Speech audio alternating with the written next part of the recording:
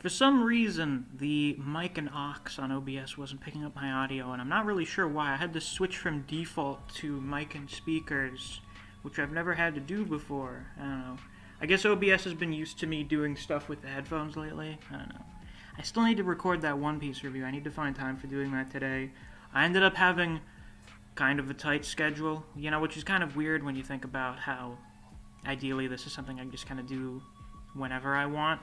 But there was the Kengan review this morning. I wanted to go for a walk just so I could get out and get some fresh air for a bit. Then I'm doing this. This will last a few hours. And I have D&D tonight, so I need to find some time to prepare for that. And at some point, I'm assuming probably, I guess, at some point during the 2-hour gap between around when this will end and whenever I'm eating dinner, I could record that. I also kind of need to work on some schoolwork. And now my cat's over here because whenever I start talking for a video or something in the living room, my cat has to run over here. She doesn't give a shit if I'm in here the entire day. As soon as I start talking, she needs to come over here so I can give her attention. Isn't that right, Grace? Yeah.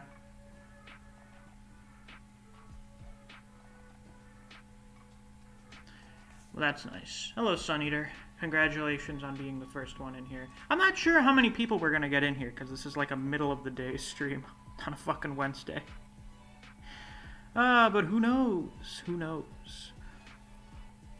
Also, my Red Baron French bread pizzas will be ready in 15 minutes, so we're going to have me eating lunch in the middle of the stream. Not in the middle, towards the... You know what I mean. During the stream, I will consume the food.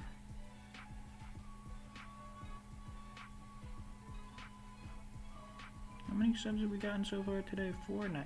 Nice, nice, nice, nice, nice. You know what I should probably do? I should probably ping the Misc members. That's probably a good idea. That's usually a half-decent way to get people to go check out the link. So, we're going to talk about the new Kengan Chapter for a bit, I guess, because I assume some people will want to discuss that. Alright, and I have to do a review today. Yeah, I could probably push that to tomorrow, if we're being honest. Yeah, because, it's a new chapter, and people tend to want to talk about that. So, yeah. There we go. Now we finally got some people in here. 4 people. Tenry said, second to comment, give me my cookie. I will send it to you in the mail. Just beware, it's the U.S. Postal Service. It may not get to you for, several months.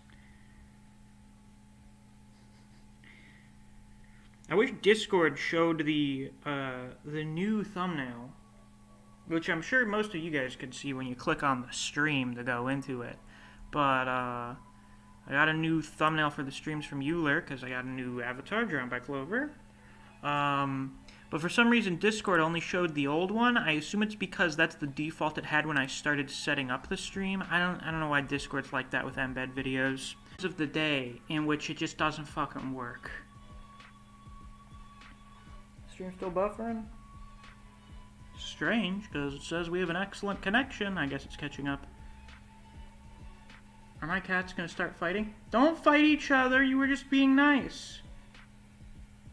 Don't do that. Be nice to each other. No, Grace. Quit hitting your... Oh, they're getting into a cat fight. They're smacking each other. They're hitting each other. Oh, fuck.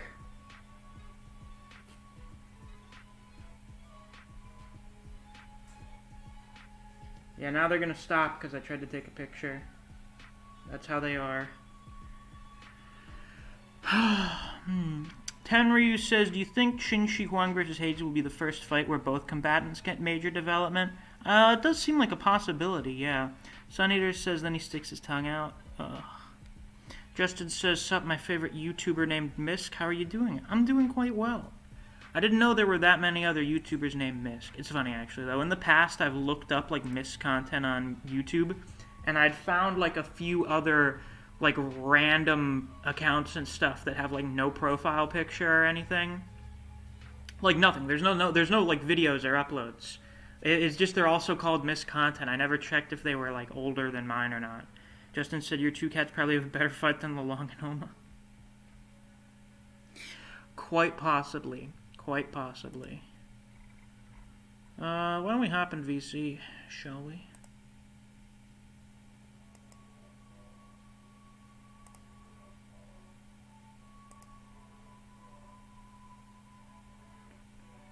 Damn, we really are getting 0 viewers today.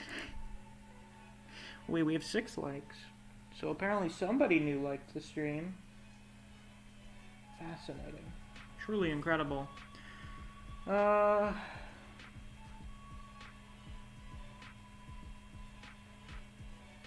Senator said we got a crazy face without a tongue. That's incredible. That is kind of, well, no, Ryan has done crazy faces without the tongue. He does crazy faces with no tongue. It's a Kure thing, I guess. I don't know. Justin says he finally caught up with Demon Slayer Season 2. Very nice. What do you think of it? Personally, I think Red Light District is one of the best arcs, and we've really only just started getting into the best parts. Hello, Playfree. Hello, that I can agree with. What, the Red Light District is one of the best arcs? Yeah. Yeah.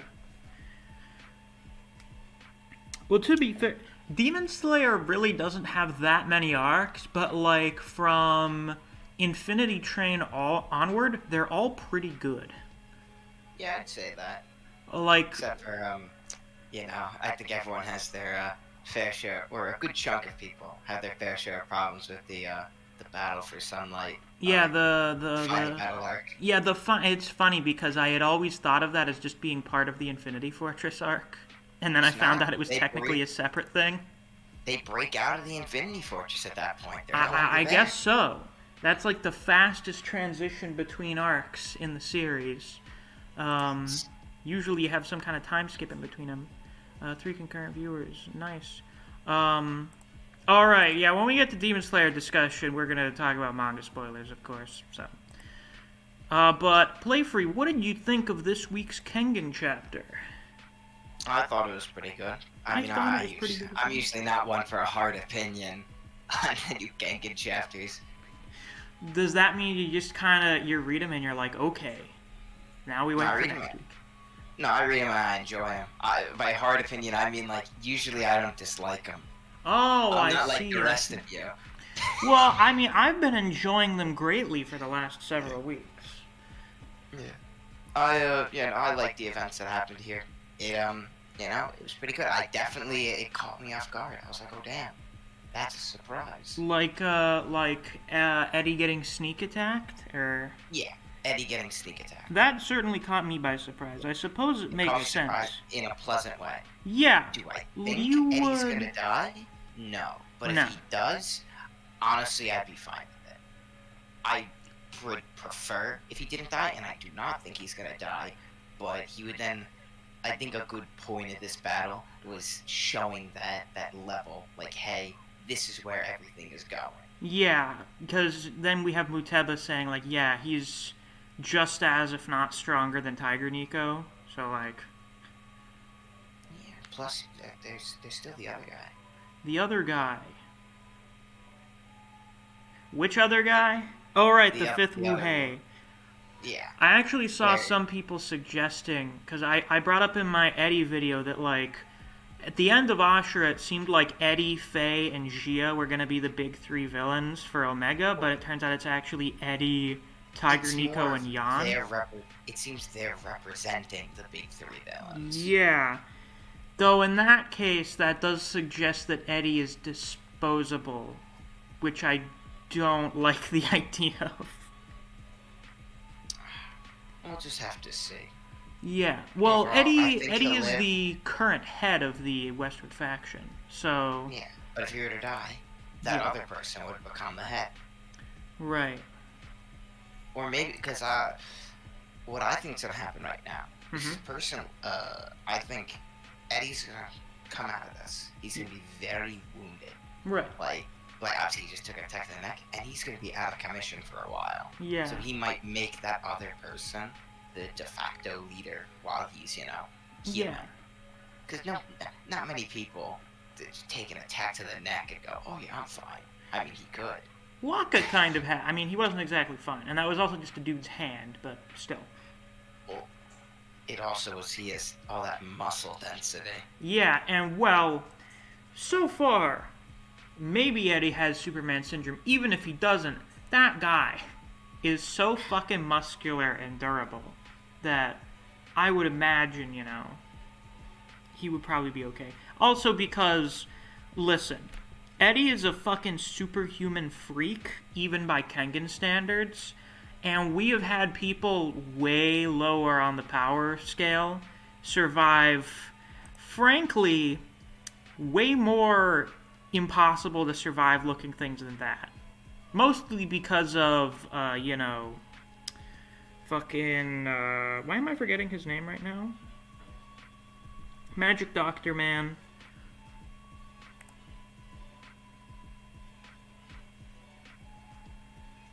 Play free. Do you remember his name? Someone help me.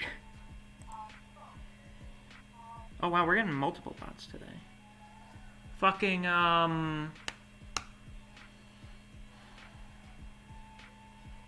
My apologies, just pulled away for a moment. Oh, I can't, for some reason his name's escaping me. Mr. Magic Doctor Man. Hanafusa. Hanafusa, yes. Now, a lot of that was because of Hanafusa magic.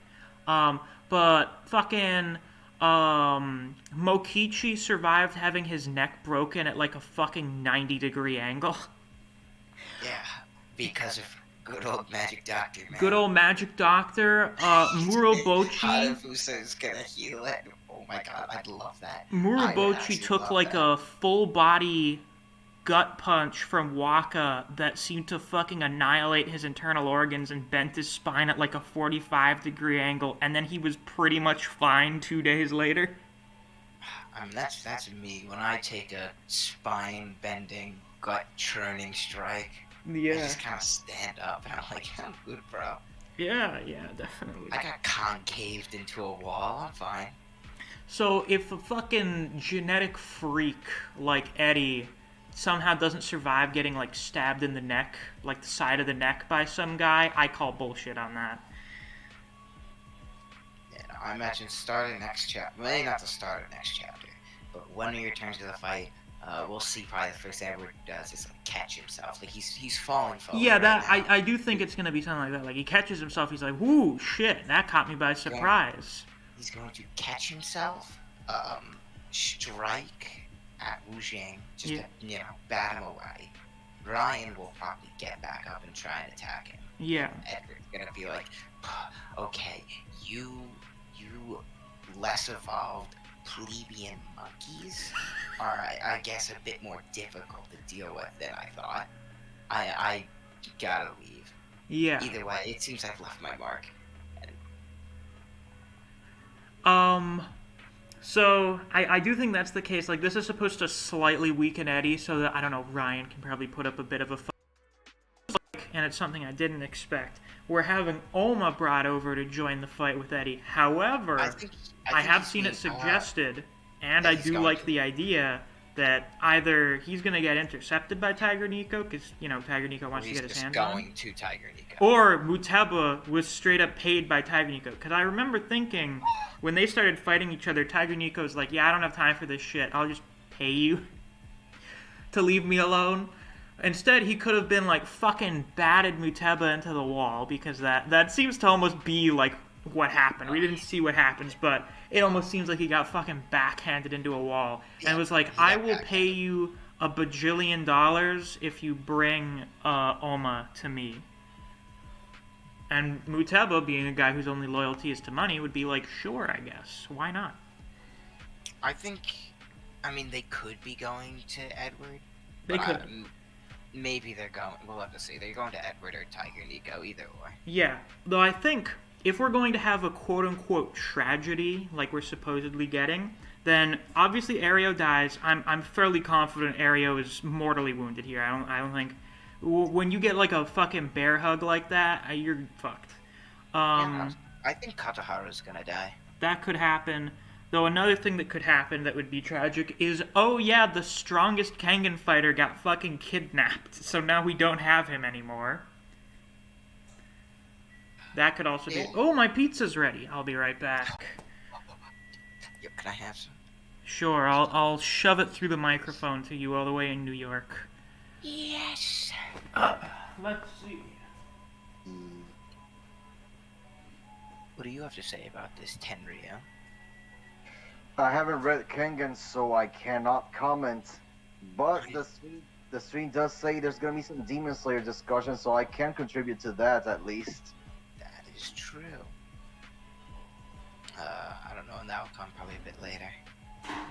Yeah, that's fine. I can hear the Kengan stuff while I read Rurouni Kenshin. I'm at chapter 192, and there's only 255 chapters, so I should be done in like this week. Nice. What have you thought about it so far? It's great. It's a really good manga. It actually Watsuki actually had Oda as an assistant or as an understudy in the whole process, and it actually shows. Yeah. Alright, I gotta let it cool down for a minute. How are you, Tenryu? I haven't had an opportunity to say hello yet.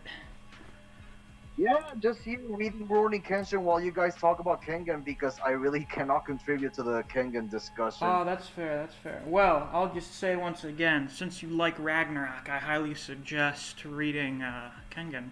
At least reading Kengan Ashura. I'd read both. You Yeah. can read both, yeah. Yeah.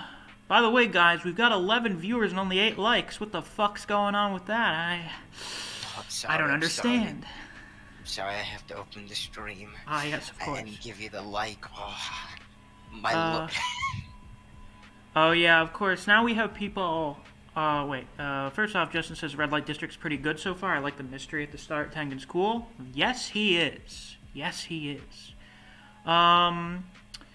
Justin says, if Edward dies, I will drop them on. I mean, I expect Eddie to be defeated and probably die at some point, but I don't want it to happen this soon. That feels kind of narratively unsatisfying to me if he does. Yeah, like, if we wipe out Eddie right now, Oh, hey, Nevin. like, we'll only have, like, 5 people at the moment. Which would mean, you know, bringing in Eddie, Faye, and Xiaji would be a waste, kinda. I just got a comment from someone saying the stab in the neck thing could be a good way to set up Eddie having Superman syndrome, because it's straight up Waka survived getting stabbed in the neck because he had Superman syndrome, so I could see that. And Waka also, like, fucking staggered after that, because it's still getting stabbed in the neck, even if your muscle density is able to block it. Yeah. Also, something that got me thinking of the line Edward said in the new chapter of him going, "You guys can't even do 100%, and you think you could fight me?" Yeah. But if everyone in the Westward faction is trained to be able to handle 100%, Well, that would certainly explain what he means by them being more evolved. like, I suppose so. they all, because he just says, like, you have the personality of Wuhei. Now, that could, in turn, allow for one person to be able to access 100%. Or they just only do Hui Sheng It's on true. people that are able to do that. Yeah, Yeah, either or. probably. They could only do it on people that are able to do 100%, all that jazz. Or you let it be that, in general, the Westward faction has an, on average, higher output. I just realized Or- the fucking stream chat isn't updating on OBS. I just noticed that. Hold on, let me fix that. I guess because I had to reload the fucking chat. It stopped working. I guess my internet cut out for a second or whatever. If I hit a penny for every time a Kengan fan has said the word jobber, including me, I'd be richer than Elon Musk. Damn. Yeah. You would be. Oh, the chat's... Oh, wait, hold on. Chat's not Oh. updating. I gotta check this out. Pop out the chat. We let the chat load in. We copy the chat URL. Oh yeah, isn't that's concerning. Which means there's been no chat for like 20 minutes. That annoys me. I hope they'll update a bit quickly. You hope. Okay, what I think I have to do is turn off browser, turn it back on. Okay, I have an idea. How about we remove it? Yeah, remove browser. Get it out of here. I activate Guayhan on the chat. You're Yeah, Well, browser. And we slap this in here. Oh, Ah, fuck. Okay, there it is. Now I need to remember the exact fucking parameters. Shit. We're doing it live. Yeah. Wait, that's properties. Yeah, I we need got to. that. Wait, no, it isn't properties. Okay, properties. Height, like fucking. What did I have it at? Like 1300 or something? I'm still wondering if anyone else is gonna show up, because currently, yeah, it seems the only parties that were present at this are, like, you know, that end of Ashra. You have Zia and his centerfold. You had Faye and obviously Tiger, and then you have the Wu clan. Yeah. So, I wonder if either more Wu are gonna show up, or just like how clearly it seems Yan has intentionally made the worm more known. I wouldn't be surprised if, like, There we one go. more Now we're pops good. up. We're all good. Okay, cool. Now the chat's fixed. There we go. Alright. Yeah, there's Cool. like, yeah, at least the one more funny reveal in line, I hope. Shit, I was think- thinking of something. Yeah, Shit. Playfree, do you think Superman Syndrome's the most likely thing for why Eddie's so big already, why he's so strong and durable, and probably why his Goihun looks different? Maybe. I don't know. I think he's just in general, because it's stated that he doesn't need Superman to remember the Kure, the Wu, the Westward, all of them in general are just physically stronger than the average man. Oh yeah, They I know, don't and I'm need saying Supermans. that's probably why he's beyond even them, like even beyond Ryan, who's already a fucking freak. Don't think it's seeing what we've seen. I don't think it's Superman syndrome, but I do think just in general he is just stronger. Like he is just built a lot more powerful, a lot more Different. muscle. Just different, exactly. Oh my god, is this Shugen here in the chat? Lieutenant Shugen Tokushiro Aseman? But it's special. He's in a bit of Weapon validating evidence. there. Let's Shame. see. Well, I'm not... I can't tell anymore. I can't fucking tell. Ah, It's impossible. fuck. Shugen, if that is you, why do you keep putting Shugen in your name? You make yourself so easily identifiable. Yeah. Well, I suppose the Well, last one he didn't have his name in there, but... Also, I don't think Shugen's ever given a shit about Kengan. So... Anyway, I can hear the fucking pan clanging on the counter because it's cooling down and the metal's changing shape.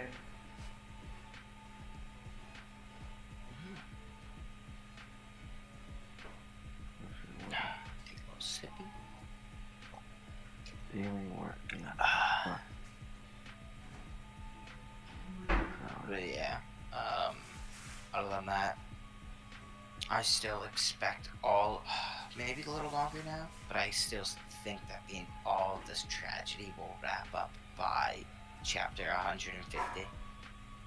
I think we're around there. I think that's what it seems Sandra is shooting for in general. Like, okay, get all these events done by this time.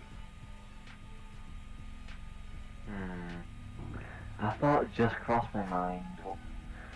Because like, I was expecting the tragedy to be just Ariel dying, but then you said, oh, by 150. So, with Miss Heba, you know, now guiding Oma to where everyone else is, what if, like, Oma gets kidnapped or something? When everyone thought it was Ryuki, no, it's Oma. You've been fooled. I don't know, like, I still think Katahara's gonna die. But I feel like that would No. be the thing that the most people would be Because, upset yes, over to make it a tragedy. The Kure, sure, them falling, like having their leader fall, that's a tragedy. But now you Yeah. have the previous head of the Kengan Association, someone who is a monolith. And then that would give, because it was stated like Omori and, I'm forgetting how to pronounce his name. You know, the other one of his elite bodyguards. Yeah. we are going to see them fight at some point. If it's not now, then if their master is dead, they're gonna go, oh, we're going to China. We're gonna kick some ass. Oh yeah. You know, whatever happens, this is all gonna happen. Then there'll be like a 1-year time skip. Then they'll be like, oh, we found where the worm are. We're gonna go beat the shit out of them. And we're gonna go beat up those worm guys. That's still one of my favorite edits ever. Fucking Ryuki's flashback to Gamukaku saying, Ryuki, kill all Chinese people. Yes. I wish I could find that again. I thought that was so fucking funny. I mean, that is pretty funny. I mean, let's see. You have Discord search function.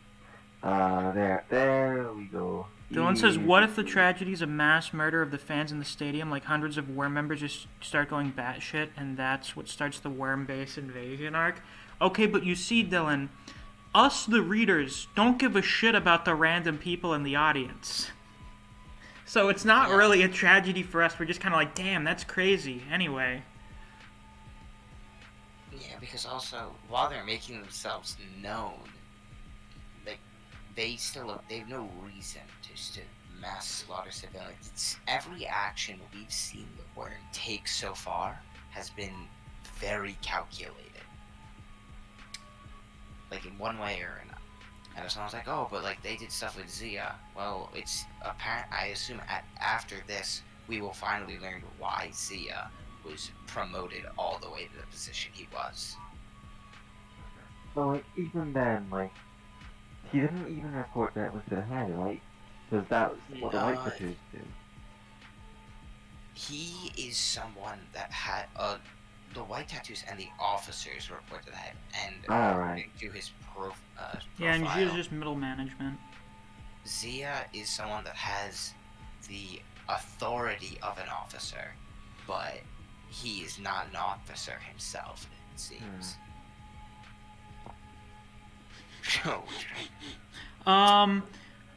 Sunny Dirt says Eddie got a good nerf compared to Carla. Yeah, as opposed to a nerf that makes them like kind of underwhelming for what they had like an entire chapter building them up to be. In Eddie's case, it was in the drafts he was literally invincible. What are you gonna do? And then after the fact, even then, like, it wasn't like as serious punches where he was like probably putting like his whole fucking body into it. But when Eddie was beating on what's his name, Ray something, I don't know. The kid that can only do like 50% or whatever. I'm like, you fucking sent Ryan flying with that. Why is this guy able to tank this shit? I guess it's just because they weren't as serious of punches. But I did think that was kind of inconsistent. Yeah. What you gonna do? Change Now that then. yourself? My Red Baron French bread pizza. You can hear the good. It's got a nice crust to it. Nice. I got fucking crumbs all over my fucking mouse pad. Jesus Christ. Mm-hmm. Alright, well, I'm gonna go for now. I'll be back later. Okay, how later do you think? I don't know. At most an hour. Okay, cool. Farewell. Let's see here. What if the tragedy is Koga touched everyone, infecting them with his jobber aura? Who knows? Ah, Could be. that's amazing. That's absolutely incredible. You never know, right? You know.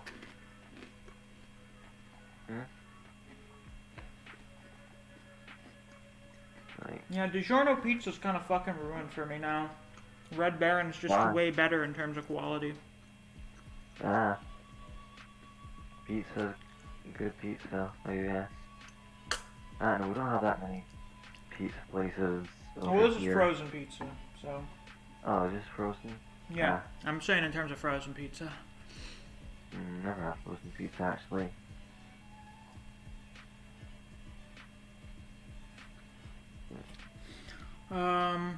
Let's see here. I actually remembered I actually have, like, errands to take care of. Not like, okay, not errands. I have chores. I gotta throw some shit in the wash. Neve, Tenryu, can you think of something to entertain the audience for like 5 minutes? I don't know, talk about, we were doing that 3x3 thing for like favorite series or whatever. Why don't you guys talk about your favorite series while I do that? Sure, yeah. I'm gonna ask, have you finished with those errands? Have you finished with those errands? Have you finished with those errands? Well, he's not gonna hear you from the. I mean, he probably will have it on like speaker or something, just so you know we don't say anything like a slur or anything on the stream, you know, because that will be quite bad. It would be awful. Yeah. So now we gotta entertain the audience. Ooh boy, so how can we entertain you guys? What do you guys Well, want us to talk about? You know, as Misc Order, right? We have to mention our favorite series, whatever that means. Who knows what that means? What's the I favorite mean, series? Yeah, he didn't really specify anime or manga, Yeah, but nah, that's not the point. Like, I how guess long favorite? And favorite in what aspect? I mean, goddamn, it's so broad. If I was just to say, oh, the top 3 favorite series across all mediums. Okay, if I'm gonna start with manga, I'll just say One Piece, Full Metal Alchemist, and like Monster. I think I'll just start with those 3. Damn, about 2 you? things I haven't read. Which one? Monster. Man, it's so good. It's not an action manga. It's a psychological. Yeah, I know. It's so good, man. Yeah, that's what literally everyone has said about it. That's the one thing alongside FMA that I've seen no complaints about. And like it has like one of the top 5 best villains of all anime and manga. You know, bare minimum top 5. I'm not even exaggerating. No, I believe you. Do not worry. But yeah, everyone should read Monster, Fullmetal Alchemist. I mean, everyone's gonna watch the anime. No one's gonna read the manga because the anime is such a great adaptation. And One Piece is self-explanatory. It's the most popular video on YouTube right now. How can anyone not have heard of it by now? I mean, look, people live some pretty sheltered lives. In terms of other series I can recommend, obviously everyone should read the Dragon Ball manga, Toriko, Ragnarok, Kingdom. Oh yeah, Toriko, absolutely. Everyone has to read Toriko because it will spoil them when it comes to hype. Everyone loves saying, "Oh, solo leveling is the king of hype." No. You guys haven't read anything yet. Read Toriko, and you're gonna be like, "Okay, solo leveling is a fucking children's book in comparison to Toriko." Like, goddamn. Which other manga was I gonna recommend? Just Toriko. That's all you need. All you need, right, is Toriko. No, everyone reads to read Record of Ragnarok too because that shit is fucking. I feel like it's a bit overcooked today. Like, people are giving it a lot more credit than it deserves, in my opinion. That might just be because I haven't read it in fuck time.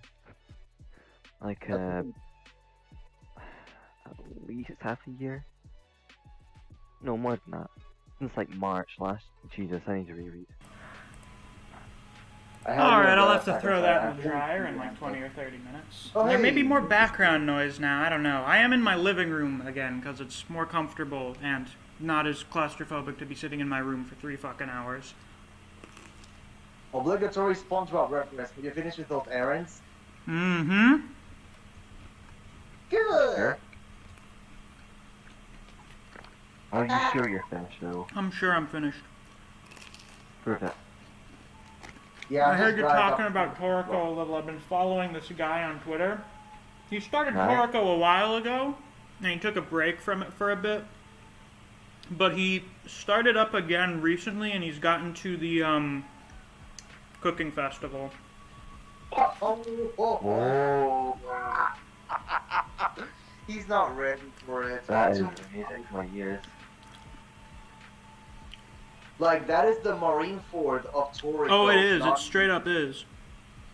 in terms of fights, it's better, but in terms of like overall narrative structure and like impact and character development, yeah, Marineford is better. But when it comes Yeah, to of pure course. fight, when it comes to pure Yeah. fight, yeah, Toriko, it has one of the best fights ever in all of manga, which is Toriko versus Starjun. Yeah. Oh, by the way, guys, watching, let me know if the audio sounds weird at all, either my background noise or the Discord chat. I'm not using my headphones right now because sitting in the living room, I don't want to be using headphones because, you know, I like being able to move around more. Right. Shugen, you think Domino's is better than every pizza restaurant? That is, you are leading me more and more to believe that you are the bozo Shugen, who has been banned in several places several times by now. How would you rate Toriko overall? A 10 out of 10 experience. If you read Toriko and it doesn't enter your top 5, I mean, I'm guessing you don't get a lot of enjoyment out of things. I want to actually say something about that. I have read it. It's Oh, not dear. in my top. No. Not in my top 5. I mean, yeah, in terms of enjoyment and overall hype, of course it's up there. But when I just compare it to like my other top 10, yeah, I have to say Toriko is like in the lower 5. What are the Also, other yeah. series in your top 10? Okay, I have Dragon Ball, Vinland Saga, Kingdom, Record of Ragnarok, Berserk, Monster, Fullmetal Alchemist, One Piece, and I might put Rurouni Kenshin there soon. I'm about to finish it. And like Okay, these I can couple- understand now. I see why. Yeah, I haven't even read that many manga, but the ones that I have read, I make sure that they're quality manga. And yeah, Toriko, it has to be my lower 5 just because in terms of from a more objective perspective and critically speaking, it's not as great as other series. In terms of enjoyment and like hype, of course, it's unmatched in terms of hype. I've said it so many times before, and I will never take it back. Like, it spoiled me when it comes to hype in other battle shonen. I mean, you never see that kind of hype in something else, like, say, Black Clover or Jujutsu Kaisen, where, oh, okay, there's this giant horse who created a footprint from 2,000 years ago. He can Reiatsu crush people. Like, people can feel how angry it was at one point. You don't see that. Footprint. That is still the best, like, That and Bambina skipping stones. Slight bit of background sound. I would expect. I didn't realize my washer was actually that loud. Fortunately, I think my dryer is quieter. You have a worm tattoo and your forehead has stitches? Really now, really? Are you the same Shugen? I want to know. This is the same fucking naming patterns that Shugen always has. Except when he changes it up one time and names himself after some small female character he has an obsession with. Oh my god. Dylan says Toriko is at least my top 6, but it just can't reach my top 5. Well, I haven't read enough quality to put something else over. Well, you know, I have a few things that are probably over, but it's definitely in my top 5. I'm actually surprised that you have Toriko in your top 5 and not Bleach. I'm surprised, actually. I think it was just because other series left more of an impact on me than Bleach did, even though Bleach is great. Yeah, understandable.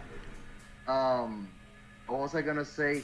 Oh yeah, and another feat that I have to mention in terms of like the hype in Toriko, Bambina doing 2 feats where Zeus from Record of Ragnarok looks like nothing. Yes. I'm mildly pissed off from like a mile away, so now your entire life is going to flash before your eyes. It was only for a second too.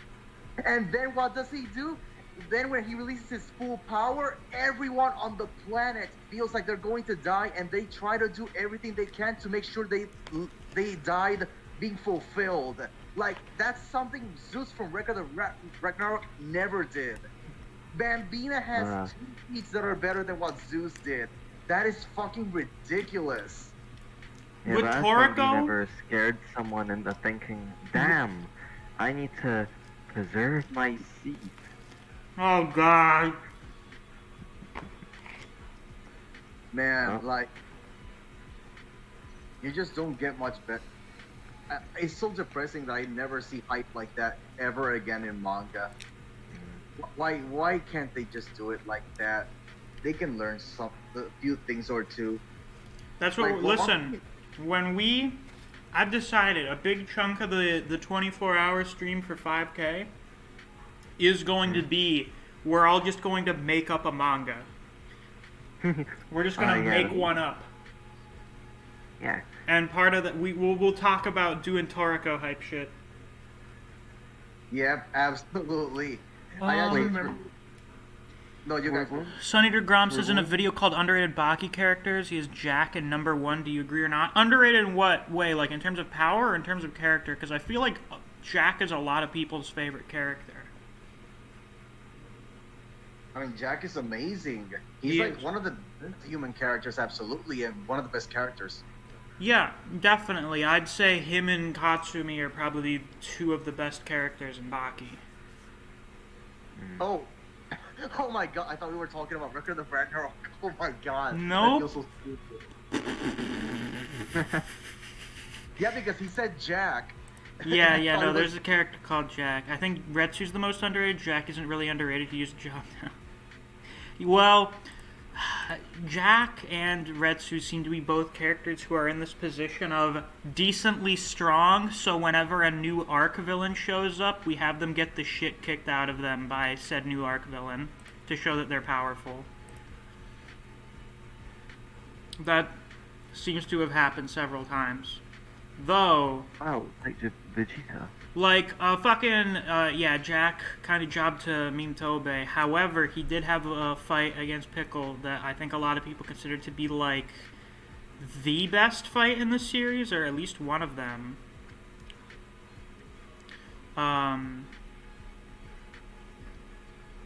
Yeah. Bob says, but in Toriko, do they throw galaxies at each other? I imagine if it went on for another few hundred chapters, they would. Oh, like if it were. I assume you're referencing Gurren Well, Lagann or something. will. Gurren Lagann, however Yeah. the fuck I'm supposed to pronounce that. Yeah, he's referencing Gurren Lagann, absolutely. Yeah, Bob's mentioned it many times. Very good, Like, very yeah, good. if Toriko weren't cancelled, I know for a fact it would have done throwing galaxies. Let's be fair here. The Gourmet Gods accidentally created a multiverse. Accidentally, so that's better. Yeah. Yeah, because they stated that there was a gourmet inflation, which is kind of vague, but it's kind of implied in that they created the multiverse on accident. They didn't actually intend to do that. The birth of the birth and expansion of the universe is of course related to food because it's Toriko. Yeah, and souls are related to food, of course. Oh Because my food God. is life. Food is everything. Man, MJ also says, I miss Retsu. He was a Chinese character, so the author jobbed him into an early grave. Yeah, I think Baki's the primary reason why a lot of people are like, battle manga with a Chinese character? We all know how this is going. Because, Oh well, my frankly, word. Chinese martial arts are bullshit. But it seems like a lot of these characters exist just to get kind of shit on. Oh, my Tai Chi. God. Like, even a fucking Kengan, like, Faith goes up and he's like, oh yeah, I use Tai Chi, guys, and then proceeds to not use Tai Chi for his entire fucking fight. No, yeah, it was funny when as soon as they said he uses Tai Chi, I'm like, he's the Tiger Jessel. There's no way he actually uses Tai Chi. There's no Wait, way. wait, It's impossible. Because everyone now- knows. Even in Kengan, where characters use fucking meme martial arts and shit, where fucking Aikido is magic once again, we're not gonna have Tai Chi be strong. It's just not gonna happen. It won't. It's impossible. Such a thing cannot come to pass. Oh, I mentioned unless this. This was like a week ago or something. I got recommended this. I think it was a jiu-jitsu video. I got recommended from a channel I hadn't seen before. So I clicked on his channel, and the guy had like 13,000 subscribers, and I'm like, oh boy, how have I not heard of you? Then I check his videos, and basically anything that's come out in like the last 4 months only has a couple hundred views. Like, even less views than my average video does. And I'm like, how the fuck did this happen? So we have a few theories. Either this guy had one big video from like a year ago that popped off or whatever, got like 100,000 views or some shit, and that's where they all came from, and then just none of them cared about any of his content after that. He has bots. That's a possibility, because some people buy subscribers, but they're not buying views. So just big number goes up, but all of your videos still have shit for views. Or he does this strategy that I've heard about, I think Neve, you explained it, where he goes on Twitter and he follows like every single person that he encounters to make them notice him and have them subscribe to his channel or whatever, and then he unfollows them after they do that. I feel like the first two are the more likely. Like, I remember, like, seeing that guy's account when I still used Twitter. Like, one day, he started following everyone I knew, and then some more. And then he lost most of his followers, I think, if I remember correctly. I don't know, my memory is pretty hazy. And then that Sensei guy with his channel, he does the same thing. Because I remember, like, he followed me like 4 fucking times, and the one time I did follow back, it was an instant unfollow. That's not even kind like of hilarious. That's pretty hilarious, actually. Right? Any Twitter is your way. Twitter is strong. I don't think anyone could ever gain 13k from a single 1,000 view video, or 100,000 view video. That's possible. Also, possibly YouTube fatigue. I mean, I think that's what happened with me. I've seen, like, there are quite a few YouTubers where, like, they were in the red for months, and I was basically that's kind of what happened to me after the end of 2020. Like, end of 2020 was absolutely fucking ridiculous. I went from having 100 subs to having, like, 1,500 over a span of 2 months or whatever. Like, 2-3 months. Stupid shit. And then I had, like, normal sub gain for the entirety of last year. So, I guess that's how the fatigue works. Sonny just says Solomon wasn't split in half, but he was split into 2 pieces. Yeah. Like, I'm pretty sure head and the rest of the body are separate parts, right? Unless, next chapter, right? Here's what he does. He pulls out his wireless brain so he can keep fighting. Like, he was hiding his power from Eddie. He's the real strongest way. Oh, wow, very cool. If Jia actually fucking pops off or whatever and didn't realize he was Yad, I don't know what I'm gonna do. I was Yad, oh! Nice. But yeah. When you said, oh, did he get broken like a fucking twig? And I laughed when I saw that message because that's exactly what I said in the video.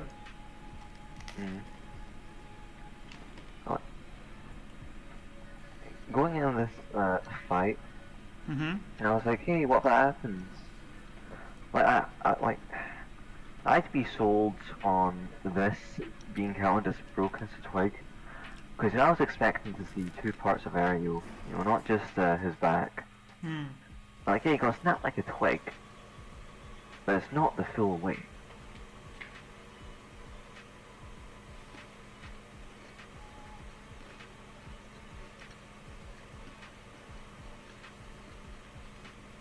You know, I kind of expect when I see a tiny little scrawny character going up against a giant dude, I think if that guy loses, he's gonna get, like, folded. Literally fucking folded in half. Oh, like a chair. Yeah, we're gonna turn him into a chair. Having Ryan fighting Eddie, and it's literally fucking the Senator Armstrong thing where he's just standing there, not even flinching, getting punched, that'd be great. And that's what the real physical hair uses, right? Mm-hmm. Nanomachine. Well, Wait, no, that's... they are trying to discover a fucking cyber brain, so wouldn't be shocked if some dude tried using nanomachines. That's what Yan uses, actually. Dylan says if Jia Ji is split personality disorder and he is Yan, I'm unironically going to die laughing. That'd be, well, a reveal to say the least. MJ says, do you think that black people are underrated in fighting manga? Black athletes dominate combat sports but don't think they get represented much in manga. Do you know why that is? That's because there's like 5 black people in Japan. Okay, Japan is a very ethnically homogenous country because they have a history of not wanting other people to come into the country. They're still kind of like that. I'm pretty sure the standards for moving to Japan are kind of strict. So that's why.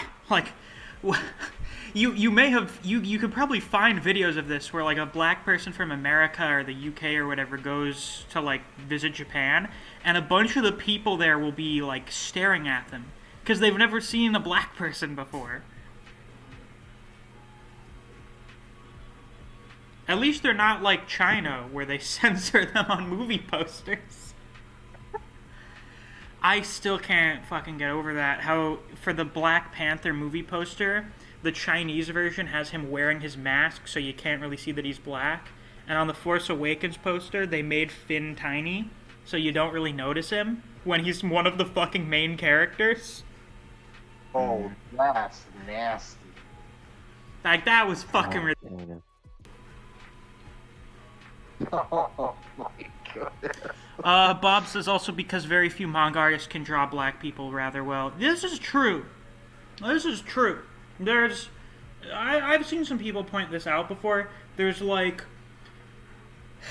2 types of ways that people draw black characters in a way that's not offensive because you basically drew a fucking caricature.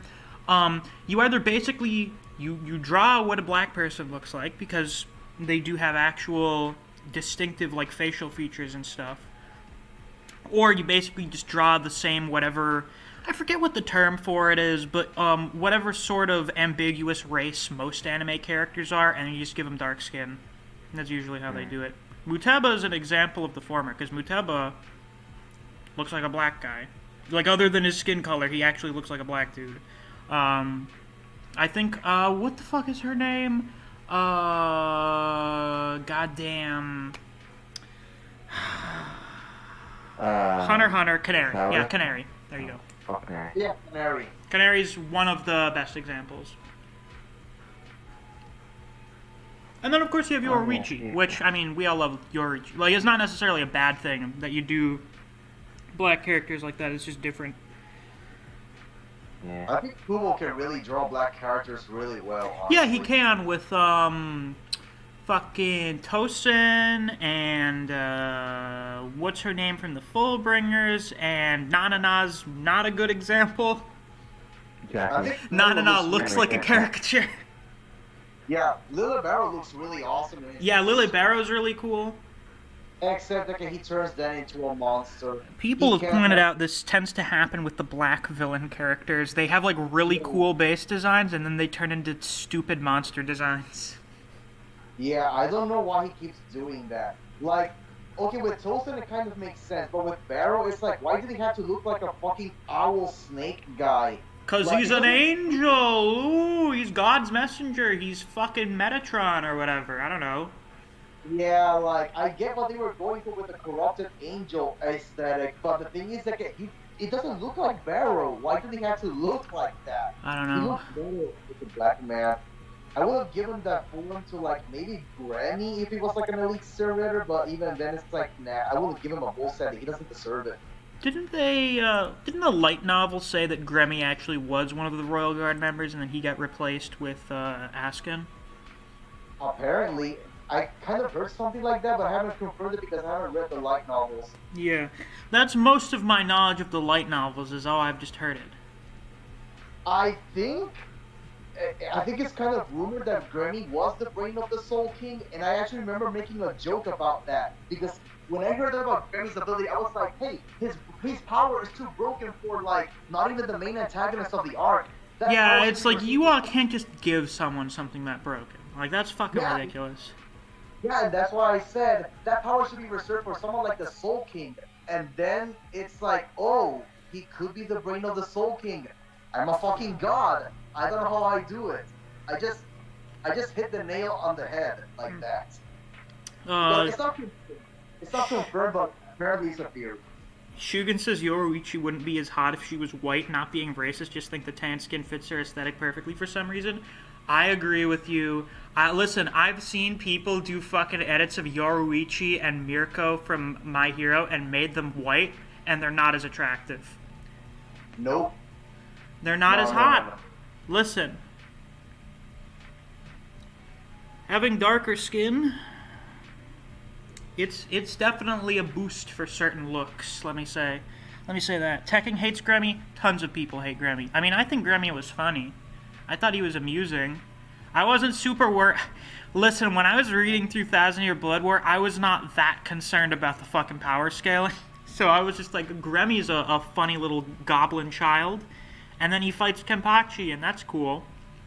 Oh, he was the Okay, second look. candidate with Askin who joins the Royal Guard. Oh, I see. Okay, the reason I hate Grammy so much is because I had to read that fight weekly. And it was such a drag. Like, every week it's just Grammy unleashes something and Kenpachi cuts it. And then Grammy's like, hey, that didn't work. And then he never tries it again. Like, Tekking's video on Grammy is phenomenal. You need to watch it. It's phenomenally hilarious. Bob says we have a literal hand of God, a Norse-style unkillable heart of a god, Askin a relaxed smart guy, and then we have an angel of God. Yeah, that's why Askin's great, is because he is a guy among gods. Just a guy. He's just a dude with really busted hacked abilities.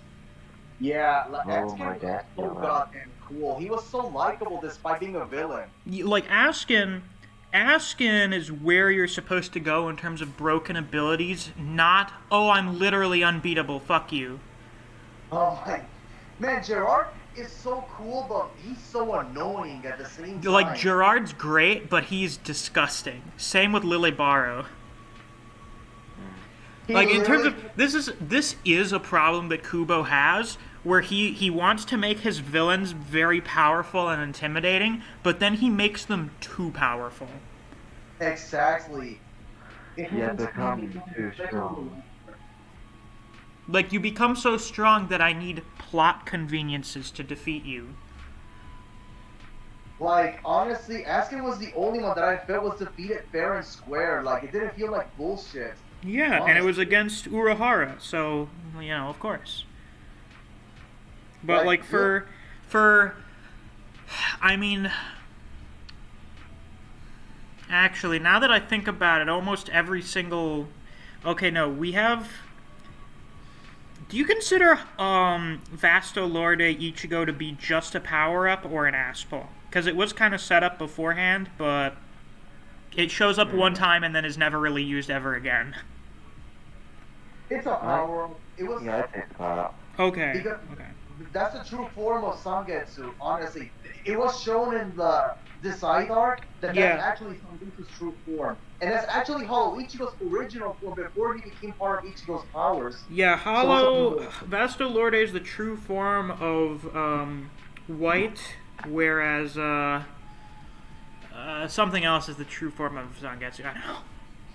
Okay, the only part that's weird is the lizard form that Ichigo took during his training with the Visors. That was completely out of It's because nowhere. my hollow powers are going crazy. That form didn't make any sense, but the actual, like, Vasto Lorde quote-unquote form, that's actually the true form, so Yeah. it was a power up. Yeah. Yeah, But, that's right, yeah. Have cool to fight Gerard. Like, Aizen becomes a fucking god, and then Ichigo, I tell you about that no one's ever brought up before and will never be brought up again after we are done here. Oh my god. Ichigo has so many transformations and power-ups. It's ridiculous. Well, that's He's what not happens when you're a really shonen great. protagonist in a series that lasts for almost 700 chapters. I think he has more transformations than Goku. I really think he does. Well, let's see. He had Shikai, Bankai, Hollow Mask. What was there, like, how many Hollow Mask variations were there? 2? 3? Yeah, like 2 or 3. Then we have Vasto Lorde. Then we have Dangai Ichigo. Then we have Final Getsuga Tensho. We have the start, like his early Fullbringer form. Then we have his Shinigami Shikai Fullbring. Then Bankai Fullbring. Then he has his True Shikai. Then he has the fucking Horn of Salvation. Then he has his True Bankai. And then he has his True Zangetsu or whatever the fuck it is. Yeah, the explanation is confusing. He can just switch between the different forms of his Sanpakuto freely, apparently, now. Well, that's Not sure neat. how it is. I still think the idea of Ichigo fighting Hollows at this point is fucking hilarious. Yeah, he's too overpowered. He's God tier now. He should be able to erase them the same way Stark did in Mundo. Like, imagine you just going around dealing with normal Hollows. Oh my god. Like, oh my god. Yeah, Ichigo is just way too powerful now. Like, if we were to see him fighting Hollows, it's just like, why is he wasting time? Just flex your spiritual energy and erase them from existence. God, that's hilarious. I always think fucking endgame main characters just doing the same normal shit they were doing at the start of the series is beyond hilarious. Like, the ideas of the captains going after normal Hollows is fucking hilarious to me. Because most of them shit on the Espada, who were supposed to be, like, the most powerful Hollows. I wonder what was that all about. Hitsugaya stated that the Vasto Lordes, if they teamed up with Aizen, they would be able to defeat the whole Serite or the whole Gold 13. That really is not the case. I don't see why he said that. The captains are clearly stronger. I mean, Kyoraku was able to kill the Vasto Lorde Arankar in only his Shikai, no Bankai. No. To be fair, Kyoraku is the second strongest captain, so... Yeah, but Hitsugaya stated that the Vasto Lordes are more powerful than Captain Class Soul Reapers, and I'm like, yeah, that never really came true. Most of the captains are stronger than Captain Class Soul Reapers. Reggie is stronger than most captains in the series. Listen, the fucking Superstar fight is great, but they are right. That fight fucking annihilated the power scaling. Yeah, someone made a great video where he stated that Renji versus Mask broke the power scale. Yeah, I know, that's what I'm referring to. Sternritter Yeah, like J's how- a joke. What was it? Over like 10 times? No, it was over 100 times base, wasn't it? No, it was. Wasn't it like several thousand times above his base form or something? I guess. I can't remember. Like, Yeah, but okay, let's put it this way. Like, Mask in his base form without Bull Sandig, when he got enough cheers, he was stronger than Captain Class Visors using Bankai. And then Renji comes along and in his Shikai, he can destroy that version of Mask. Yeah. It's ridiculous. Oh, really? Why the fuck did the Visored captains never use their masks? I Probably guess. some honor thing. I guess it's a rule that they can come back to the Serite or the Soul Society, but they don't have to use their masks. I Because if they do, they suppose. will be banished again. Which is stupid because it still helps them win. Bob says some people go bowling, Ichigo hunts small fry hollows. I guess that would, like, be bowling for him. yeah. Do you think he throws Zangetsu like a bowling ball? Hey, check out the sick trick I can do with my knife. Like, Ichigo should just be able to literally flick his fingers and the shockwaves would completely destroy it. Dylan says Soifon is the definition of a captain class Shinigami. Yes. Soifon is fucking father. Soifon is like bottom tier captains. That's a captain class Shinigami. Like, She's trash. I'm like one of the few people who like her. I know Lupus loves Soifon.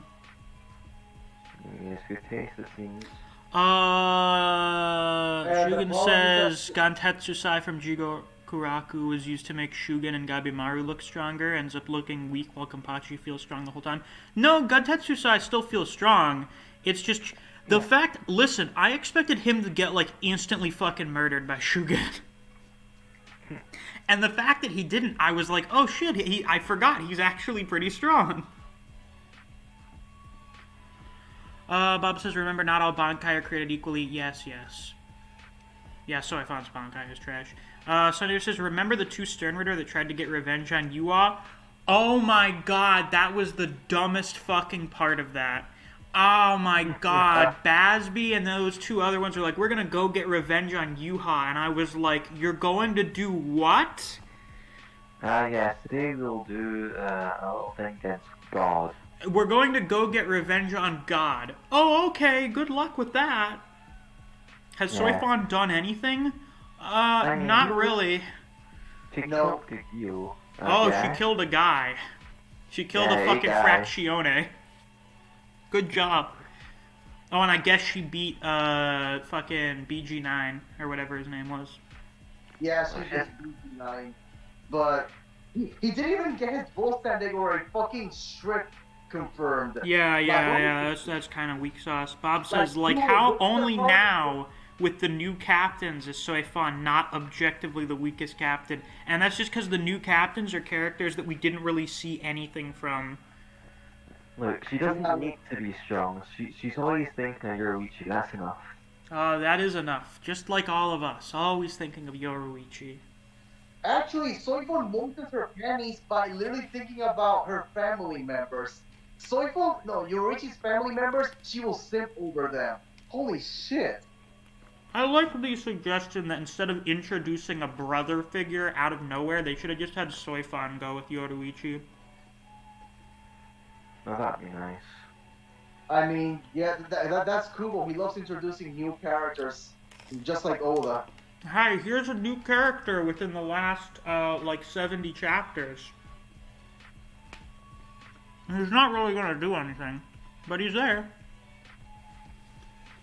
Yeah, and I'm also gonna introduce this sword that can conveniently just kill gods. You know, my lovely lieutenant, it just so happens that your family's inherited Zanpak To was used to reflect the light of God. Would you look at who we're fighting right now? Hey, it's the light of God.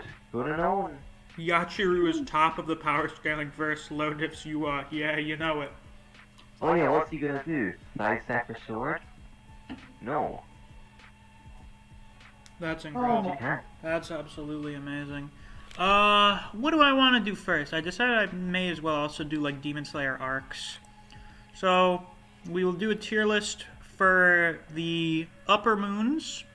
Not power scaling, because unlike the Espada, their numbers actually pretty accurately convey how powerful they are. It would be more so what we think of them as characters. We'll do an actual strength ranking for the pillars, because they don't have numbers or anything, and it's actually kind of up to debate where all of them rank, with some exceptions. And then we'll do one where we just kind of rank the arcs. I don't mind spoilers, by the way. I don't really mind. Yeah, of course. I should probably put up, like, on screen. Let's put, I still remember what happened in season 1, but I need to watch Infinity Train. I need to watch fucking Red Light District. Yeah. Cause it's been like over 2 years now, I think. Ooh, No. yeah. 2 years. And then also like that is from a period of time I do not remember at all. Oh, let me add, like, fucking, ooh, we'll put these little asterisks, or whatever the fuck they're called, I don't remember. Pretty sure it's not an asterisk. Ooh, we'll put those there to bring even more attention to it. Demon Slatter. Shugen said, every time I hear the name Daki, I think of Baki, even when the pronunciation is different to an extent. I don't know why.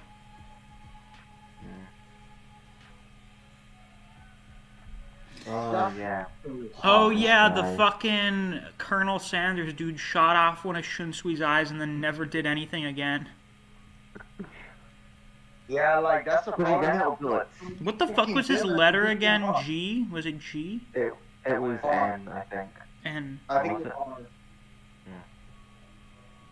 the memories of Pepe from Bleach special grade curse on the level of Sukuna. Oh no. No, no, no. Like, yeah, I think, like, Robert, right, he used to pull the bullets in his gun, and since, you know, it's sort of supposed to be a bow, right, you can't really reload a bow, because it doesn't have a clip, right?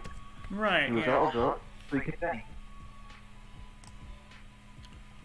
Let's see here. What do we have for tier lists? These images suck. We need to find a different tier list. How about this one? No, fuck you. What about this one? Show me. These are the same images. God damn it.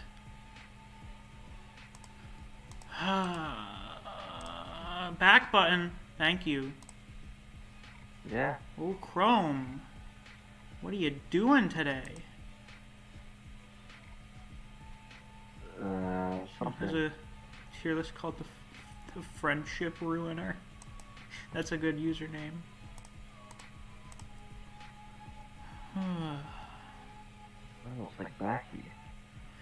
Shugen, Bleach scales so far above Jujutsu, Ulquiorra fucks every single character except Gojo. Yeah. that's debatable because I think Ulquiorra could probably blitz Gojo before he does anything. Well, the Yeah, idea is that Gojo always has his Infinity turned on. Yeah.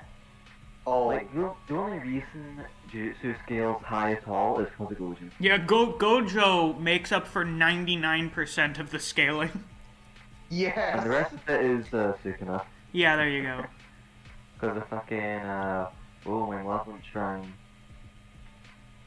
Oh Yeah, yeah, like it's always neat whenever someone has only watched Infinity Train, and then you tell them, oh yeah, Akaza's my favorite character in Demon Slayer.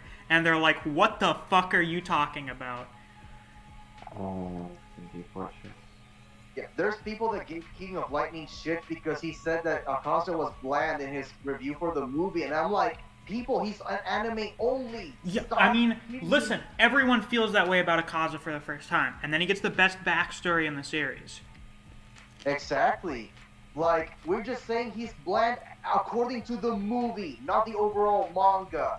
Like, man, I literally told those people in the comments section, King of Lightning literally gave the movie a positive review, and you're complaining that he bashed Akaza. Like, you people are so fucking hard to please. That's a match. Alright. This is why we gotta start D&D at 7 tonight. I can't miss KOL stream. He's gonna be watching the Demon Slayer episode from Sunday.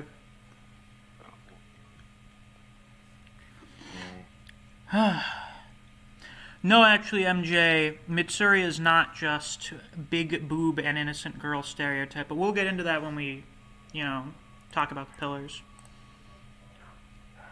I genuinely don't remember anything about Mitsuru. Did you read the manga, right? Or have you not?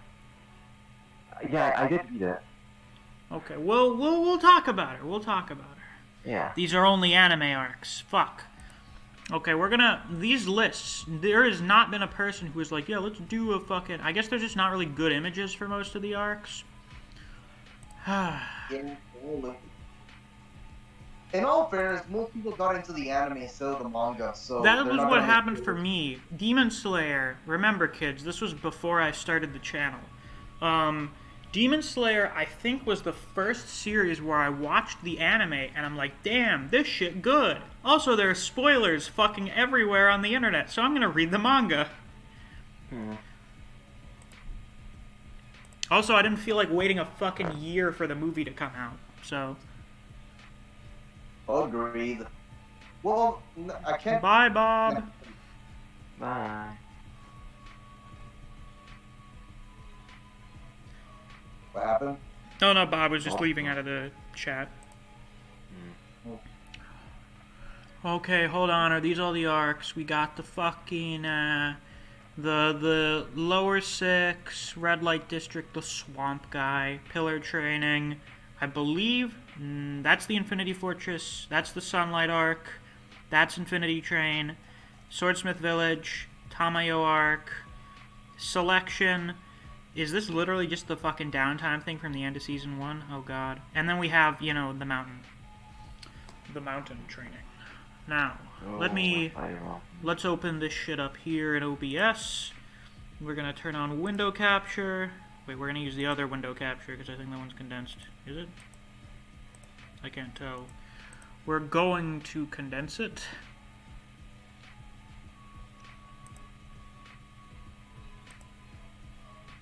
Oh, it's already condensed. Nice. Oh yeah, I did start a Demon Slayer read like 8 months ago. I only got like 3 chapters in. Damn. That is so sad.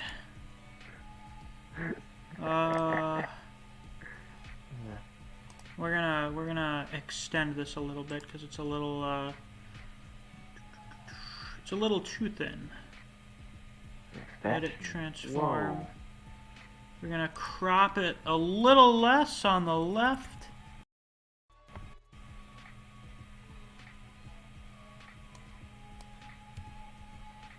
There we go. I think that's good.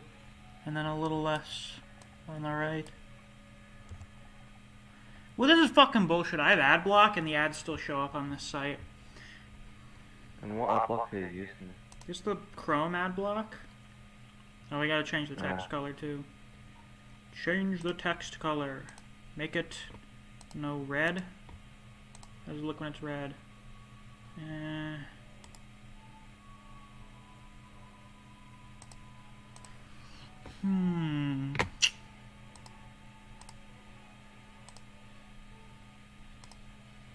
Yeah, black's better. Alright. So, we should probably start off in order. I guess the selection, is that the first arc, I guess? I'm pretty sure most people agree that the first arc of Demon Slayer is really not that amazing. Like, oh my god, your fucking family died. That's really shit. And then not... Like, if we're being really real here, like, early Demon Slayer is just kind of there. Compared to the stuff that happens later. Like, goddamn, fucking... Listen, it's C-tier shit. This, we don't need to talk about these for that long. You know, the training arc, the fucking Swampoid, actually, the Demon House one where we get introduced to the Zenitsu and Inosuke is pretty good, and the Demon guy is pretty alright.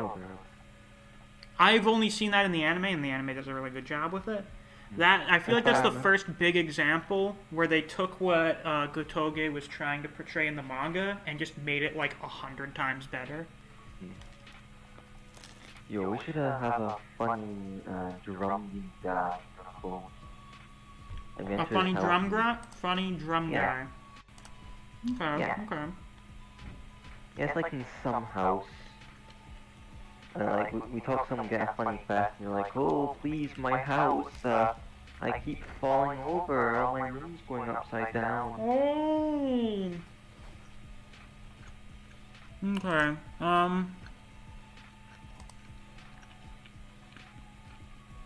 we have that happen. Then after that's when we have the mountain arc.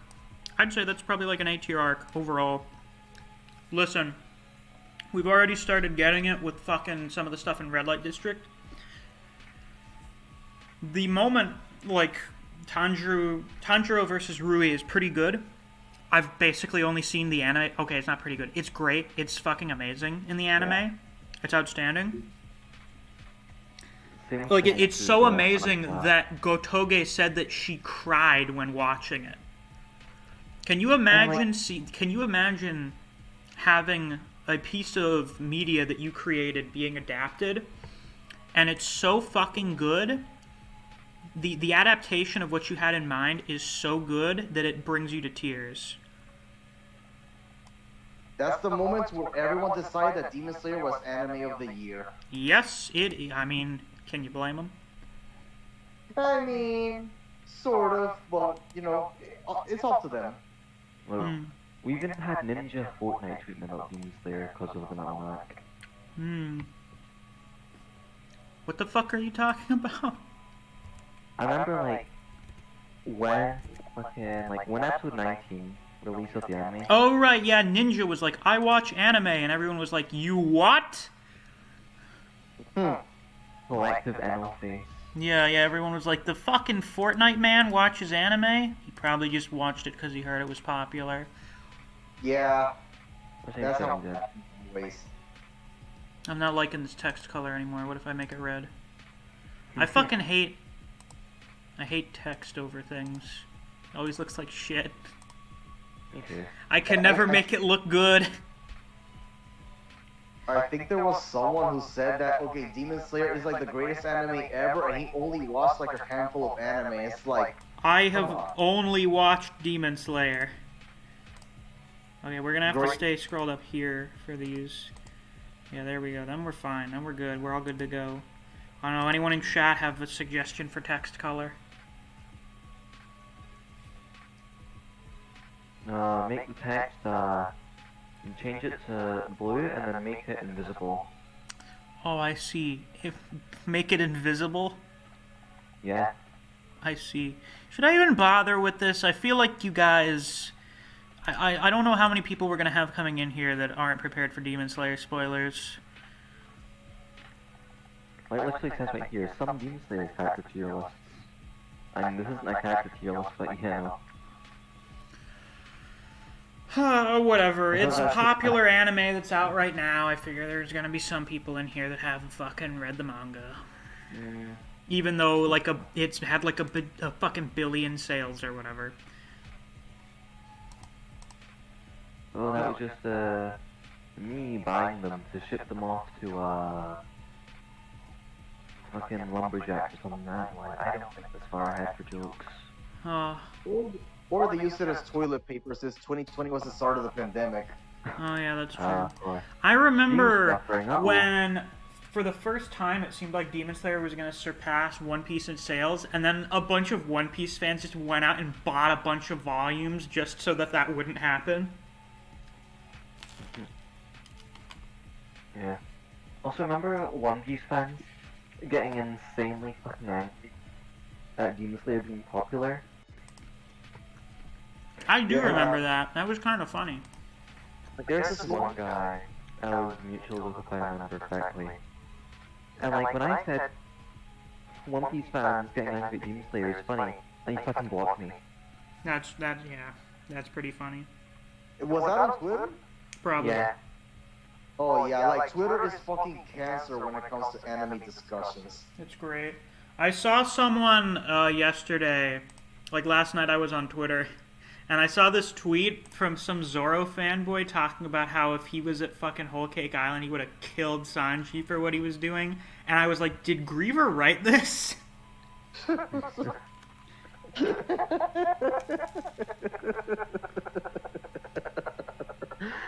Oh my god. I don't know what...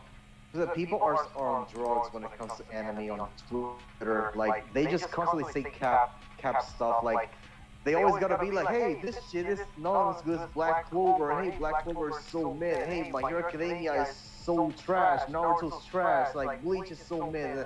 It's always that kind of stuff. It's fucking awful. Okay, People get... so... Yeah, the mountain arc is mostly carried by episode 19, even though it's pretty solid overall. Yeah, like, finish out a moment, if I remember, it was, yeah, a decent moment. It did a good job of reinforcing the family theme. Yeah. So Yeah. We have the end of season 1 stuff that I didn't even... Oh, I forgot about the Tamayo shit! Yeah, that's there, I guess. Oh yeah. Oh my, I don't know. Ooh. See, Demon Slayer... Well, it's only like a 205 chapter series, so I guess it makes sense it doesn't have a ton of arcs. Hey, Flaky. Play for your back! We're talking about Demon Slayer arcs. Nice. We Just just in finished general. up with the mountain arc, you know, the one that has episode 19 in it. Yeah, basically we're just getting into the anime at this point. Then we're gonna move on to the manga stuff. Yeah, gotta get done with the manga shit, or the anime shit first.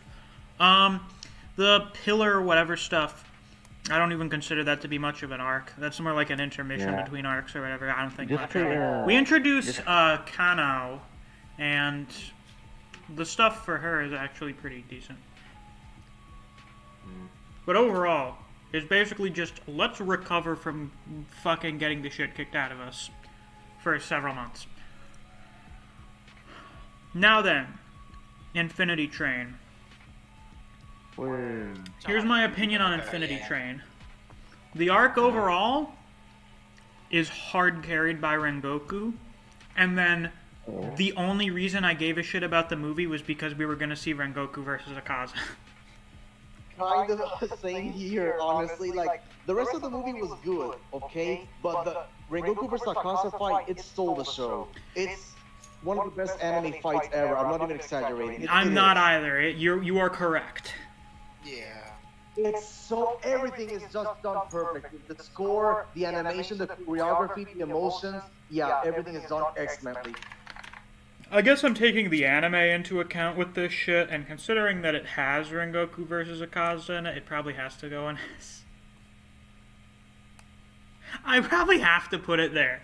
Because, like, Tanjiro versus Rui is like 3 minutes, you know, the part everyone thinks about, whereas Rengoku versus Akaza is like 15 minutes. It's what? Oh yeah, you know that, like, 2-chapter long fight Rengoku and Akaza have in the manga? They made it like 15 minutes long. Yeah. Holy shit. Right. This is... Good. When people talk about One Piece pacing for stuff, like for the anime, they tend to add a bunch of shit for the fight scenes or whatever. This is the best example of that. Because I've gone back and like looked at the manga fight, and it's kind of okay. Like, the actual fight itself is pretty short. Most of the appeal of it just comes from the end because of Rengoku being awesome. Yeah, like, literally, like, Akaza wasn't even that good of a villain in that specific arc, but his fight with Rengoku was so good, it doesn't even matter. The overall, even though I do agree with that, I wouldn't put the entire arc as a whole in S because of that one fight. I put it in A. It carries, but overall, the arc as a whole, I wouldn't put all the way up there. That's fair. I'm thinking, yeah. Okay, we'll put it above the mountain arc, because it's kind of there for the same reasons but better. I mean, like, the dream stuff was neat. The dream stuff is interesting because it gives us insight into the characters. What the fuck is Lower Moon 1's name? I forget. It's like Enma, right? Something like that? I forgot to, honestly. I think Listen, we forgot. We don't care about him. He's whatever. I will say this. I will say this about the movie. As a movie, it's kind of weirdly structured because it's kind of split into like 2 different halves. Like the actual train with the Lower Moon guy, and then Akaza who comes out of nowhere. Yes, that's why the arc is kind of strange as a movie, because Akaza is meant to introduce the Upper Moons, but he really does just show up out of nowhere. He was really there just to kill off Rengoku. No Basically, yeah. But I mean, that's fine. Demons are unpredictable. Muzan was like, hey, an Upper Moon is, what do you say? A pillar's gonna be there, so I'm gonna send you to deal with it. Yeah, you know, just in case. Akaza, he'll be in the shadows. Right. Yeah, but we could have had like a scene of Muzan telling Akaza, hey, he's gonna fail probably. Yeah, it's better to like set that up ahead of time. I mean, truthfully, I don't agree with that, because if you're saying, oh, he's gonna fail probably, then that's just, sure, the reader, we should expect success from our protagonist, but that just spoils it. Like, oh yeah, they are going to fail, and then someone else is going to come after that fail. Him dropping a surprise, I think, was done perfect. It showed demons are unpredictable. It shows that they do what they do whatever they want. They follow Musang's orders. Stuff. They do demon stuff. There you go. You don't have a scene of Akasa like maybe he's thinking to himself and he's like, I want to do something. Maybe I can go and Enmu, that's try his to name. do Thank you, something. Dylan. Alright. The next arc. Anyway, Rengoku versus Akaza's peak, whatever. Rengoku's great, and this arc establishes the standard of us expecting every cool pillar character that tags along to get killed at the end of an arc. Because Rengoku's great, and anytime a character fucking stops a guy from leaving by clenching his stomach muscles is great.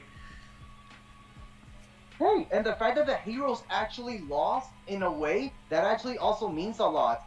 It's great to see villains winning from time to time. It is great. Now then, the arc currently being animated, the Red Light District S. It's one of the best arcs in Demon Slayer. Yeah. I can agree. Yeah. I remember enjoying this week. Yeah, based on what I'm seeing of the anime so far in this arc, yeah, it's really good. So, Tengen, one of the best characters in the series. Fucking love the guy. His best moments are yet to come. Well, you don't care about spoilers, of course, Tengen. So. No, I don't really care.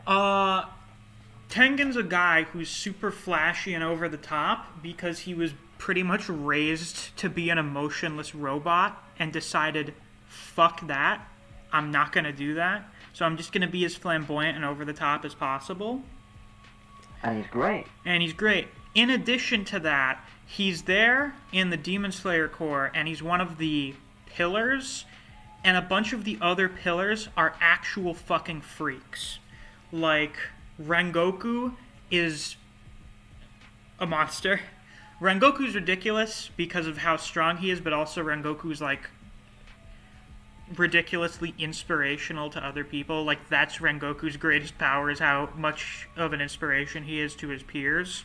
And then you have people like Gyome and Muichiro, who are straight up genius prodigies who became pillars after like 2 months of being demon slayers because they're just that good.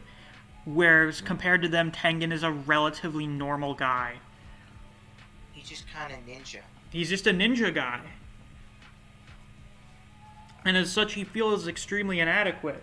But as we see later on, when he's like really super confident about them being able to beat Upper Moon 6, Tanjiro sees him being the same as Rengoku. So he's wrong, actually. He can be as good as those other pillars, because he is great. He's fantastic. And he has 3 wives. Yes, polygamy! Oh my god, a fucking healthy polyamorous relationship? Holy shit. How does he do it? He's just that good. Just that good.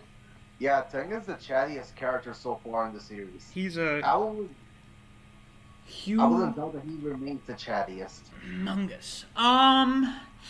He also It's has a good questionable. design. It's arguable. Because you do have some big chads. I would say Tengen quite possibly. Like, he does stuff towards the end of the fight against Upper Moon 6 that's like, yeah, yeah. Yeah. All needs to be said. Then of course we have the main villains of the arc, Daki and Gyutaro. The introduction of Gyutaro is really good. How was he introduced again? Okay, so Daki is set up as being Upper Moon 6, and she's mostly just kicking the shit out of Tanjiro for a bit. And then Tanjiro starts, Tanjiro gets so fucking mad about Daki just very flippantly killing people and not giving a shit. He gets so mad that his fucking eyes start bleeding. He pops all of the blood vessels in his eyes because he gets so fucking angry.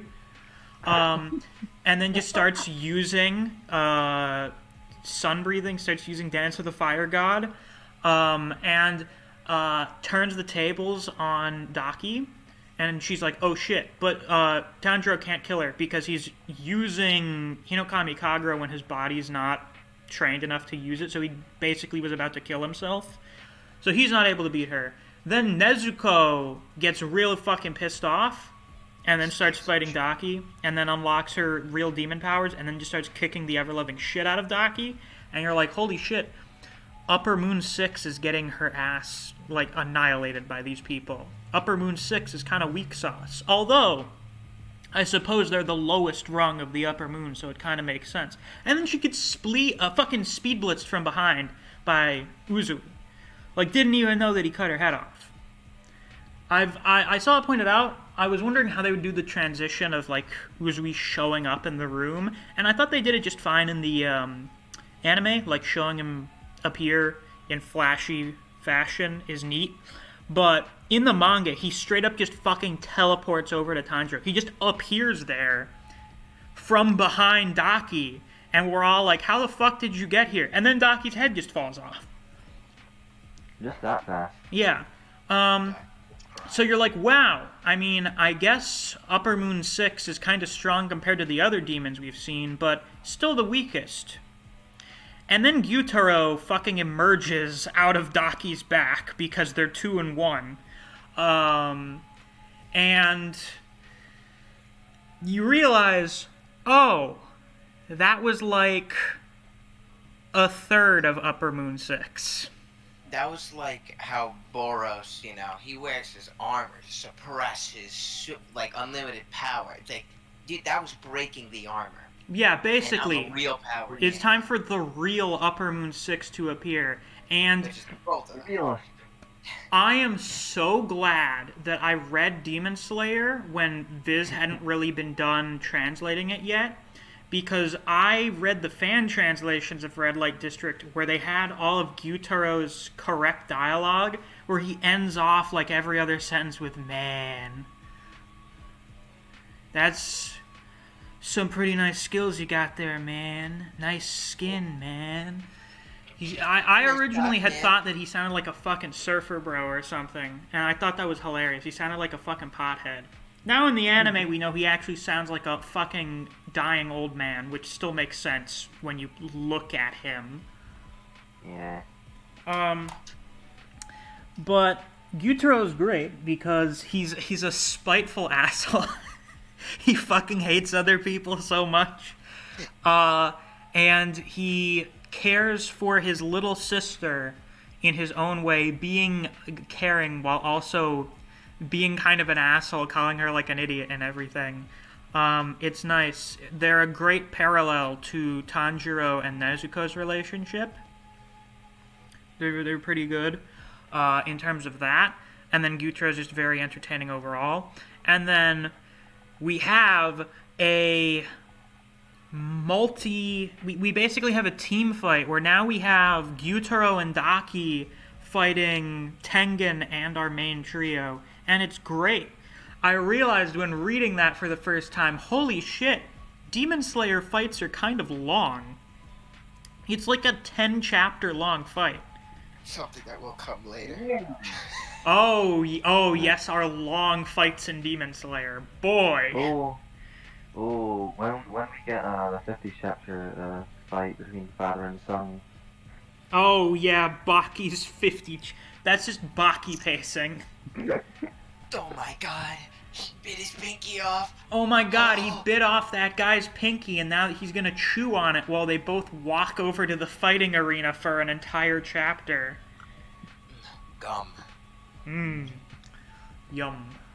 We're going to spend an entire chapter explaining this certain style of throwing a punch at someone, only for the last page of the chapter to show that it didn't work. That's Baki pacing for you. Then Yujiro's just like, let me show you how a real man throws a punch, and he just flicks them. Yeah, he just flicks them, and then it's over. A hole just Let me opens show you up. how a real man uses his own shit. No. That's one of the fucking... That is the best Baki shitpost I've ever seen. It is. I wish I was there for the thread where they came up with that. Because what it seems like it was is they just turned a fucking thread into a comic. Reminds me of when Kiraku had a whole chapter to explain his Bankai and then it didn't work. Oh yeah! Ha Oh ha! my god. That's how Bleach fights work. There's always a fake out. There's always a fake out. So yeah, the fight with Gyutaro and Daki is fucking great. I mean, that's the next several episodes we're getting. We're, what, episode 7? So, like, the next 3 or 4 episodes is just that. It's just them fighting. Right.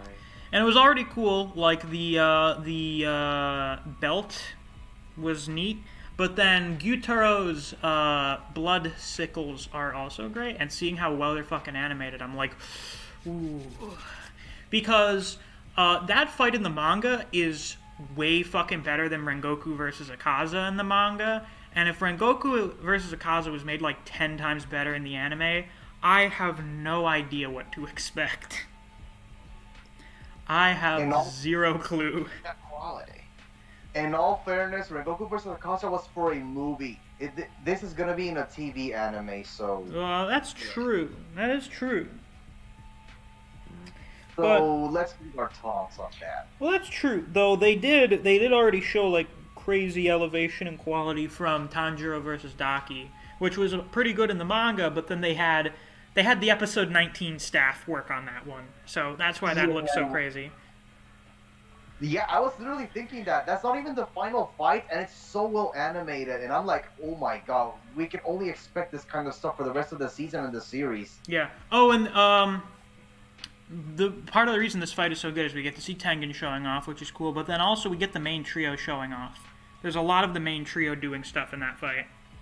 Everybody's doing stuff. Yeah, everyone does stuff. That's always good when everybody has something to do. I know how they're gonna manage to make the animation even better for the end of the fight, right? Mm-hmm. What they're gonna do, they're gonna real life samurai that they've taught these anime breathing techniques to, right? Uh-huh. Oh my god, it looks so real. Alright, they just go, they give him a chug, explode this with your breath, and they look at him like, you're on fucking crack. It doesn't work like that. You think I can just blow into this really hard and break it? Nah, trust me, they're like, they're all Kuroki. Oh, you're right. Kuroki could clearly do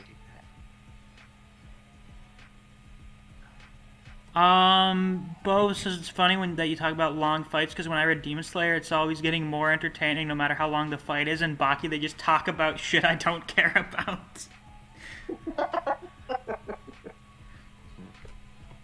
Baki, have you ever heard Bruce Lee's saying, be like water? Water is strong. I am waiting for that now, the eventual Baki character whose martial arts style is releasing all of the fluids inside of his body. He's the sweat surfer. Be like water. Become the water. Yeah, and Daki and Gyutaro have a great backstory, though we'll talk more about them when we get to the tier list about the upper moons. Next we have Swordsmith Village, which I think is probably pretty decent. I think overall, in terms of overall quality, is probably better than Infinity Train. I have zero memory of it, but I remember thinking that the Mist Pillar was nice. The Mist Pillar, Muichiro's pretty alright. Mitsuri's really good. Mitsuri's pretty solid. We get to see Tanjiro doing stuff again. Unfortunately, there is no Inosuke and Zenitsu in this arc. It's mostly just Tanjiro and Nezuko doing stuff. However, this is when Genya comes back into the story and is actually fucking relevant. And Genya's pretty good. Genya's a pretty good character. Very underused character, but he's there. I know there are some people that love this arc. I personally wasn't the biggest fan of the Swordsmith Village. Yeah, I think it's all right overall. Yeah, so I'd give it personally, I'd give it high B, but I understand if someone put it in A. Yeah, I'm thinking about the overall content of the arc compared to like the arcs we have ranked below it. True. And then of course we get like we have Upper Moon 4 and 5, which I don't care for that much. They're just kind of there for the most part. Exactly. Upper Moon 5, like Gyoko doesn't even get a fucking backstory. However, his fight with the guy where his eyes and mouths are in different spots that comes out of pots. Now, Gyoko has no backstory. but his fight with Muichiro is absolutely fucking hilarious. Laughing at that again. Gyoko is one of those asshole guys that does nothing but insult the person he's fighting against, and then Muichiro starts like, oh right, and he's an artist. He makes pots. He loves his pots. So then Muichiro just starts making fun of his pots, and then just starts insulting him a bunch, and he gets so fucking mad. Like the entire last chapter or two of that fight is just Muichiro doing stuff and Gyoko absolutely losing his fucking mind, seething mad. He's like, oh my god. And, you know, because fan translations, I'm pretty sure there was a point where, like, Gyoko did his transformation, like, he was like, behold, my final form, and then Muichiro just stands there staring at him without saying anything, just has, like, a blank look on his face, and he's like, say something, you fucking retard! Yeah, no. It's funny. We get Mitsuri backstory, which is good. I think Mitsuri is one of the better tragic characters because, well, you know, every fucking character in Demon Slayer is tragic. But I like her because it's different from just, oh, my whole family got murdered by demons. We have a lot of characters where it's just, oh, my whole family got murdered by demons, which is why characters like Rengoku and Uzui stand out, because their backstories are sad in different ways. Rengoku's mom died of a disease, and his dad became a neglectful alcoholic who didn't pay any mind to him. Uzui came from a shitty family, and basically acts the way he does to try and compensate for that and his own insecurities about himself. And Mitsuri was someone who was not up to the standards for women, the beauty standards for women of the era and such, and tried to basically become a different person over that. And then her joining the Demon Slayers allowed her to be who she really is. Yeah, I think the weaker parts of this arc are honestly the Upper Moons for once, which is weird because usually the Demon Slayer has really good villains for the most part. That's personally why I put it lower, because Yeah.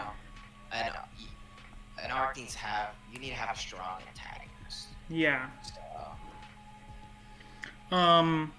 Like Upper Moon 4, in terms of his abilities, Hantenku is cooler than Gyoko in terms of his powers, but Gyoko doesn't even have a backstory, and Hantenku's, I'm like, damn, I don't care.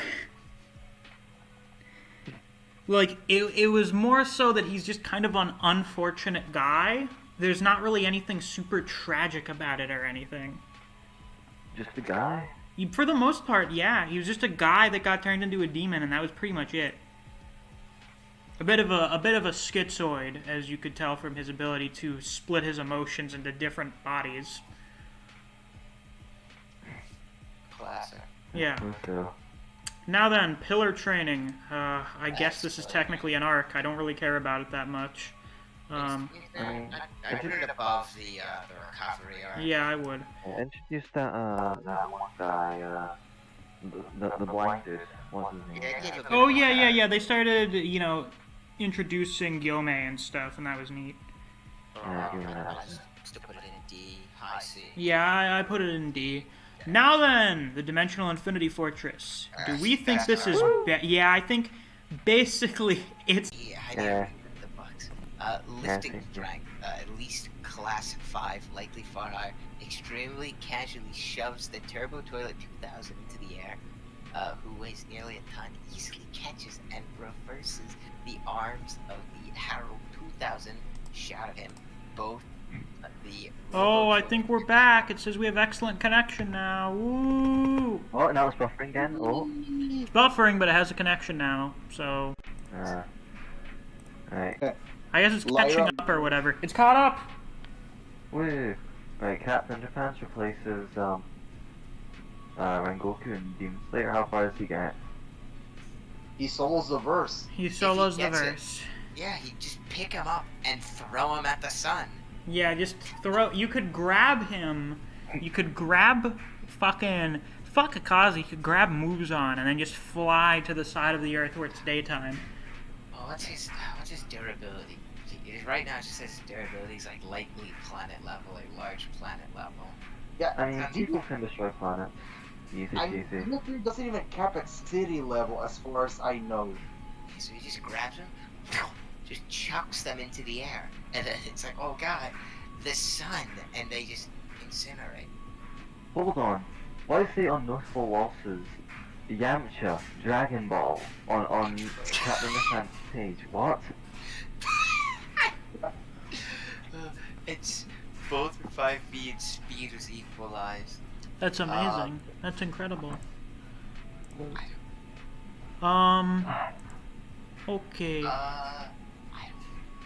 So. I guess there was a debate.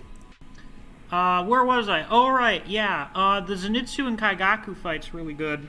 Because Zenitsu stops being a little bitch because he's pissed off at Kaigaku because Kaigaku's responsible for their master fucking killing himself because Kaigaku became a demon. So Zenitsu kind of gets his ass kicked a little bit and then uses the lightning breath 7th form that he created himself, that he had always wanted to use with Kaigaku. And then, you know, that scene where Zenitsu's unconscious and he sees his master again is fucking great. Still makes me tear up. Still manages to do it. Demon Slayer sure is fucking great at making me do that.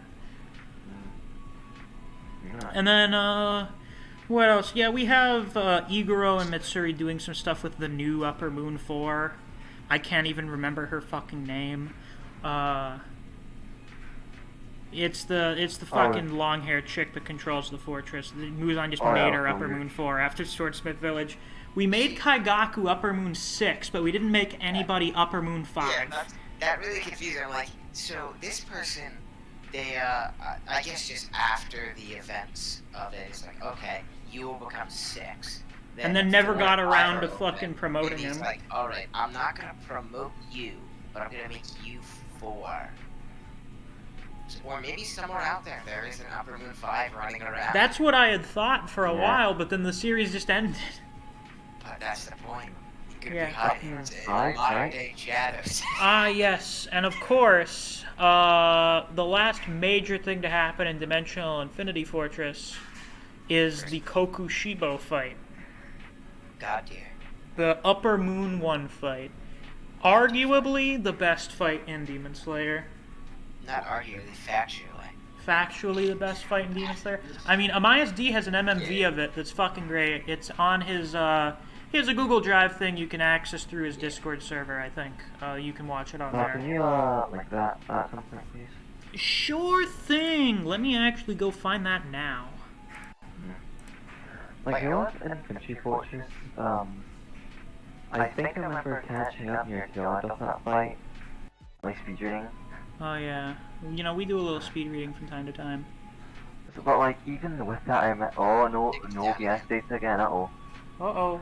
Oh wait, no, it's back again. I think we're good. Yeah. Like, I remember finding like Axe's second fight to still be like jaw-dropping. Yeah. Did you ever read it in color, or did you only read it black and white from week to week? No, I caught up at the tail end of the Fortress. I read Axe's thing in black and white. Because I believe I caught up the week before Musa did his funny old mouth transformation and killed destroy everyone. Oh, I see, yeah. Man, my computer's really slow now for some reason. Let's close that tab. Because of the crypto miner. Oh, of course. Yeah, now the stream's buffering again. Apparently. Allegedly. Or is that just my internet? Well, wait, no. All the above, Misc. There we go. My internet's fucking shit. My internet's trash. Yeah, this is taking forever to load. Jesus fucking Christ. We're all turning on Bob. Yeah. Holy fuck.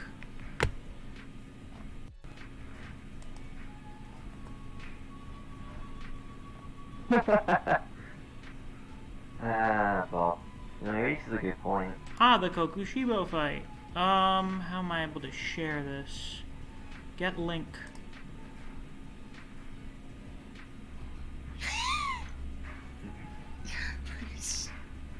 What are you chuckling at?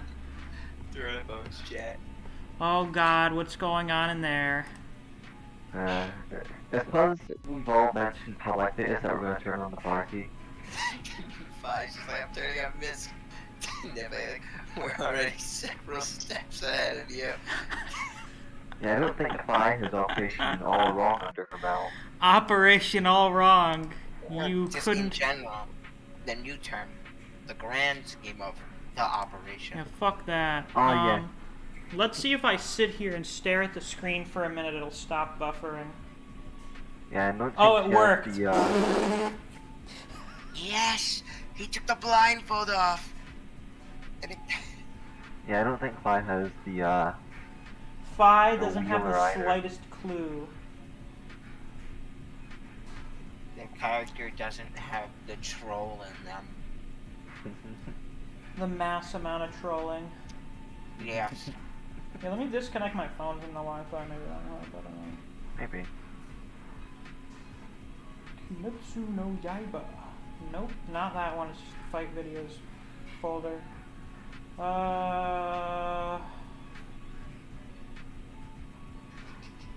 Kokushibo fight.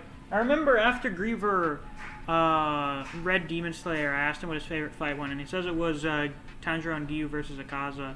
But when I said it was the Kokushibo fight, or the Upper Moon 1 fight, this is how you can tell that he read the Viz translation, because he's like, what the fuck, what does that mean? Wait, what the Viz translation did? They're just called upper rank. Yeah.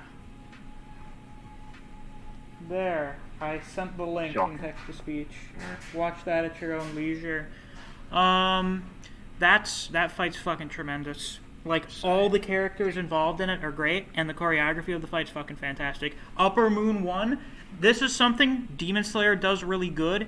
It makes the powerful characters feel very powerful, because my god, does Upper Moon 1 feel as strong as he should be. Yeah, I think I remember thinking he was literally fucking invincible or something. Yeah, like, he was just that fucking good. Oh, he's like Eddie. Yeah, he's like Eddie. Where, like, Muichiro, after he unlocked his mark, was able to fucking solo Upper Moon 5, and then Kokushibo just shit on him.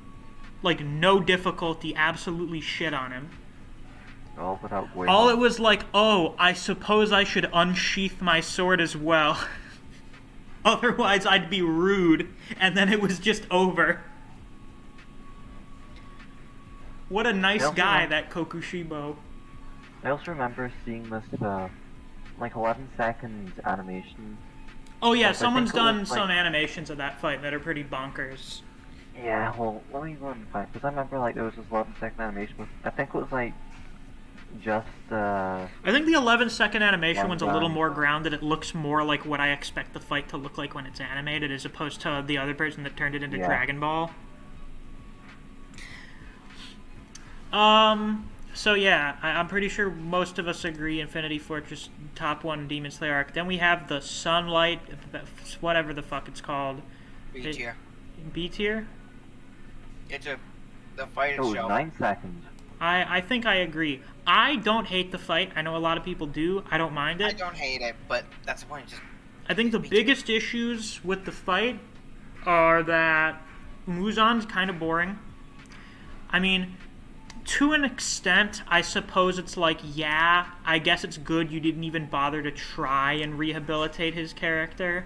Because with characters like Akaza and Kokushibo and, like, frankly, most of the demon characters, we spend a whole bunch of time showing what big fucking assholes they are, and then we make you feel bad for them. With Muzan, don't even really bother.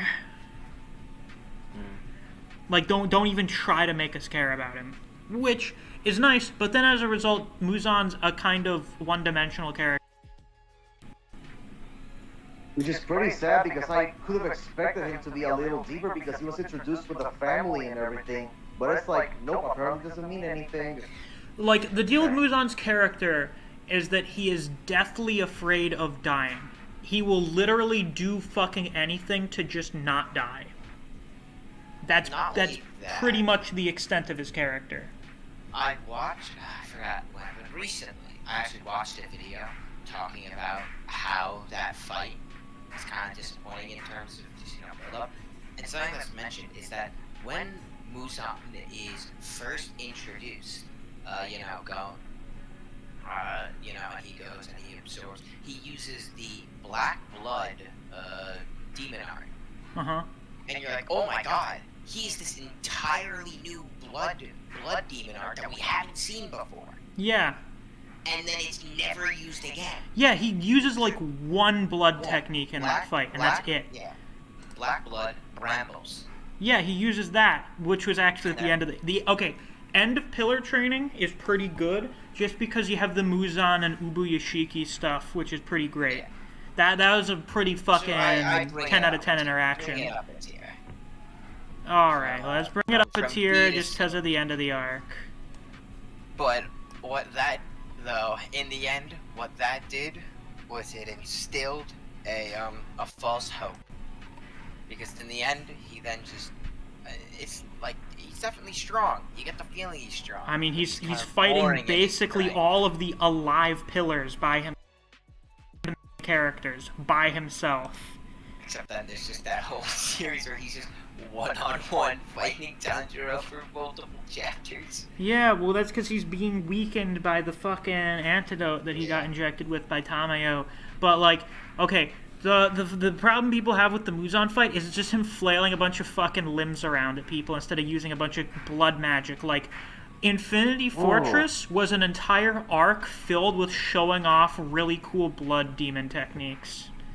He's, okay, wow. Wow, that's amazing. Yeah, like fucking, we had Akaza's stuff, we had Doma's stuff, we had Kokushibo's stuff. It's like, holy fuck, these blood arts are amazing. And then he uses like one in the whole fight. It doesn't even get a name. Like the original Dio. Like the original. Yeah, like part 1 Dio with his fucking eyeball lasers and being able to flash freeze stuff. The original idea for Dio in part 3 was that he was going to have the ability of every single stand that our protagonist fought until that point. That was the original concept for him. Then Araki was like, that's way too strong, and then went with only the time stop. Yeah.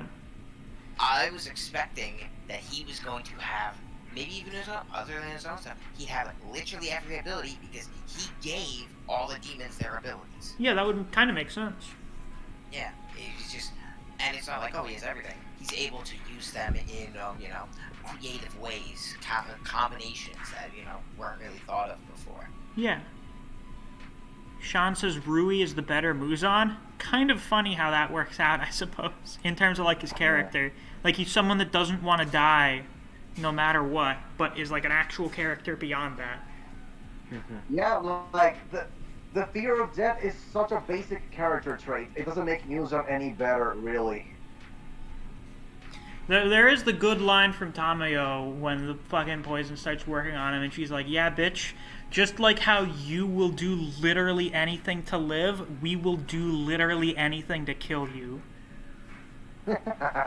I love, like, it starts with Ubuyashiki's death at the end of the Pillar Training arc, and then is, like, built upon with that moment, where he says, all of these people would have been normal people and just lived relatively normal lives if it weren't for you. It is entirely your fault that they have awoken, and they will stop at nothing to destroy you, and it's entirely your fault.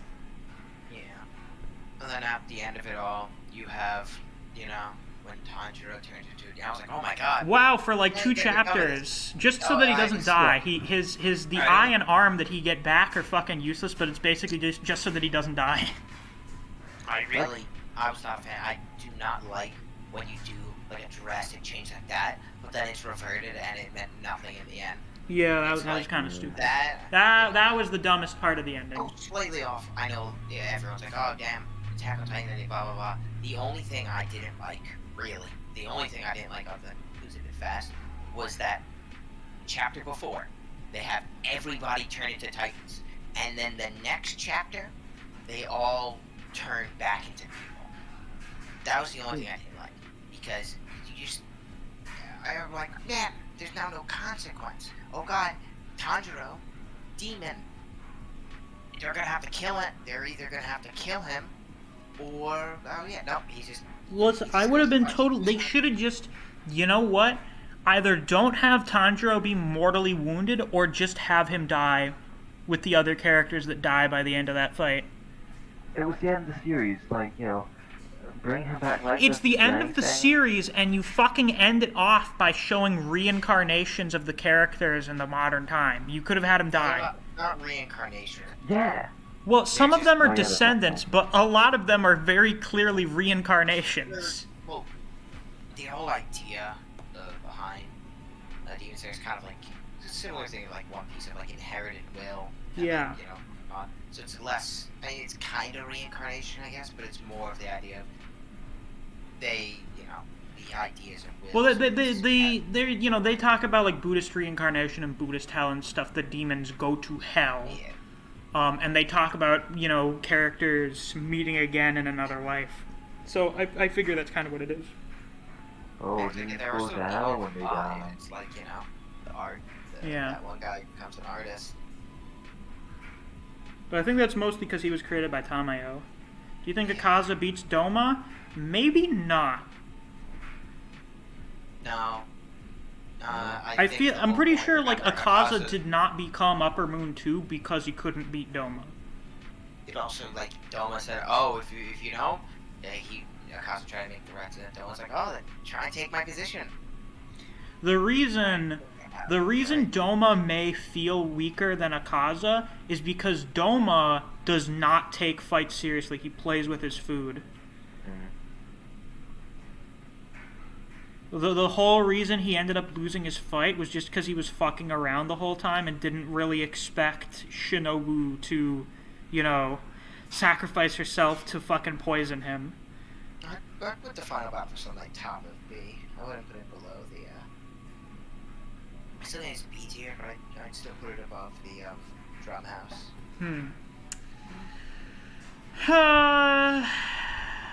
Yeah, I guess it is. Because it's We still like, get quite a bit of content if- for a lot of the characters. And even if Muzan overall is very, you know, Underwhelming. yeah, underwhelming, he's still, you know, it still was a pretty good fight. Yeah, Like, I when mean, get I enjoyed it animated, when I was better. reading it. I didn't realize people fucking hated it until after the fact. I started to hate it at the end, and then it was like a looking back. Yeah. And then it was a looking back thing, like, oh, yeah, he really did do nothing but just flail around. Hopefully, whenever this gets animated, they will change that. Maybe. Probably not. They'll probably just make the flailing more visually impressive. But we can only hope. Anywho, that's all the arcs for Demon Slayer. Who do we want to do first? Do we want to talk about the upper moons in terms of characters, or do we want to do a strength ranking of the pillars and then kind of also talk about them as characters? Ooh, tough ass. I'm not too much in Demon Slayer that way, so I Alright then, terrible. chat. It's How many like people fail. are in the chat right now? We've got nine 6. people? 6. You people, vote. one of them's me. And one of them is you. That's People in me. the chat, place your votes. I'm gonna go to the bathroom, and then we'll see what we have when I get back. We should Wow. talk the group that has more waifus. Oh, the miscellaneous content arc. Do you see miscellaneous? I did. Do you have problems with that? Beautiful. It's Miscellaneous content. You know, if he's singing this while he's pissing, well, that's probably gonna make him laugh, I hope. He pisses? That's impossible. I thought he No never- way! No, fucking way. No way. Alright, No way. No. Yeah, I like how people start coming back in after really. Wait, no, stream's still on him asking that question. Okay. Maybe the chat won't disappear. Won't appear just after you ask the question. I thought Misc was an alien that didn't have to go to the bathroom. Well, you've got it all wrong. Uh, Yeah, The more you streamers know. are it's very far behind. Well, hey, that's what happens when you have fucking YouTube Studio idiot. Oh my god, I'm smart. Big brain, big brain. Yeah. Since chat that won't probably will only start to hear that like after Misc has been back for like 20 minutes. Let's just say what's so funny? The group with less um uh um Bitcoin, sure. The group with less Bitcoin. Well, as we know, the demons less or more Bitcoin.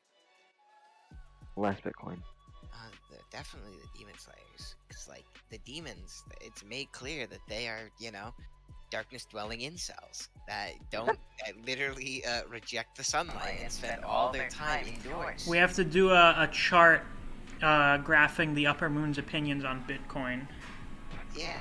Yeah. So basically, the demons, they would have a lot more time to go and farm Bitcoin because they can't go outside. The Bitcoin compass, do they know what it is? Do they not know what it is? Do they invest in it? Do they not? Do they are they part of crypto land? Okay, so I guess Bitcoin / NFT. Yeah, NFTs. How do they feel about NFTs? Okay, so Doma does not know what they are, but he invests in them because, of course, he does. Akaza knows what they are and doesn't invest in them. Kokushibo knows what they are, doesn't invest in them. He gets pressured into investing in them. And then Gyutaro knows what they are and invests in them because he hates people. Yeah. Anyway, let's put me up there for a moment so that we can just switch windows, find a tier list. Yeah. It don't matter. Remember the streams, like, so far behind. Yeah. Yeah, but I switched it in OBS so they would see it. The Demon Moon's tier list. Oh boy, a tier list with a double S rank. Oh yeah. There we go. Yes! But we're not ranking strength because they are literally the Espada, but the numbers are accurate. No. Or the ranking is actually obvious when you see the numbers. Really? Just because some vague information from a vague translation said so. Yeah, there you go. You look like we have you have the demon moons, right? What about the 3 demon fists, right? When we get demon Lucian? You'd be a fucking monster. Alright, so it seems like I can only find one that has all the demon moons, whatever. I guess we'll talk about all of them. Yeah, sure, why not? Yeah, that one's pretty accurate. Let's see here. I feel like the triple S tier is kind of redundant, so we'll just add an F tier. F, D, C, B, A, and S. Cool. I love getting Best Buy ads when I have my fucking ad blocker turned on.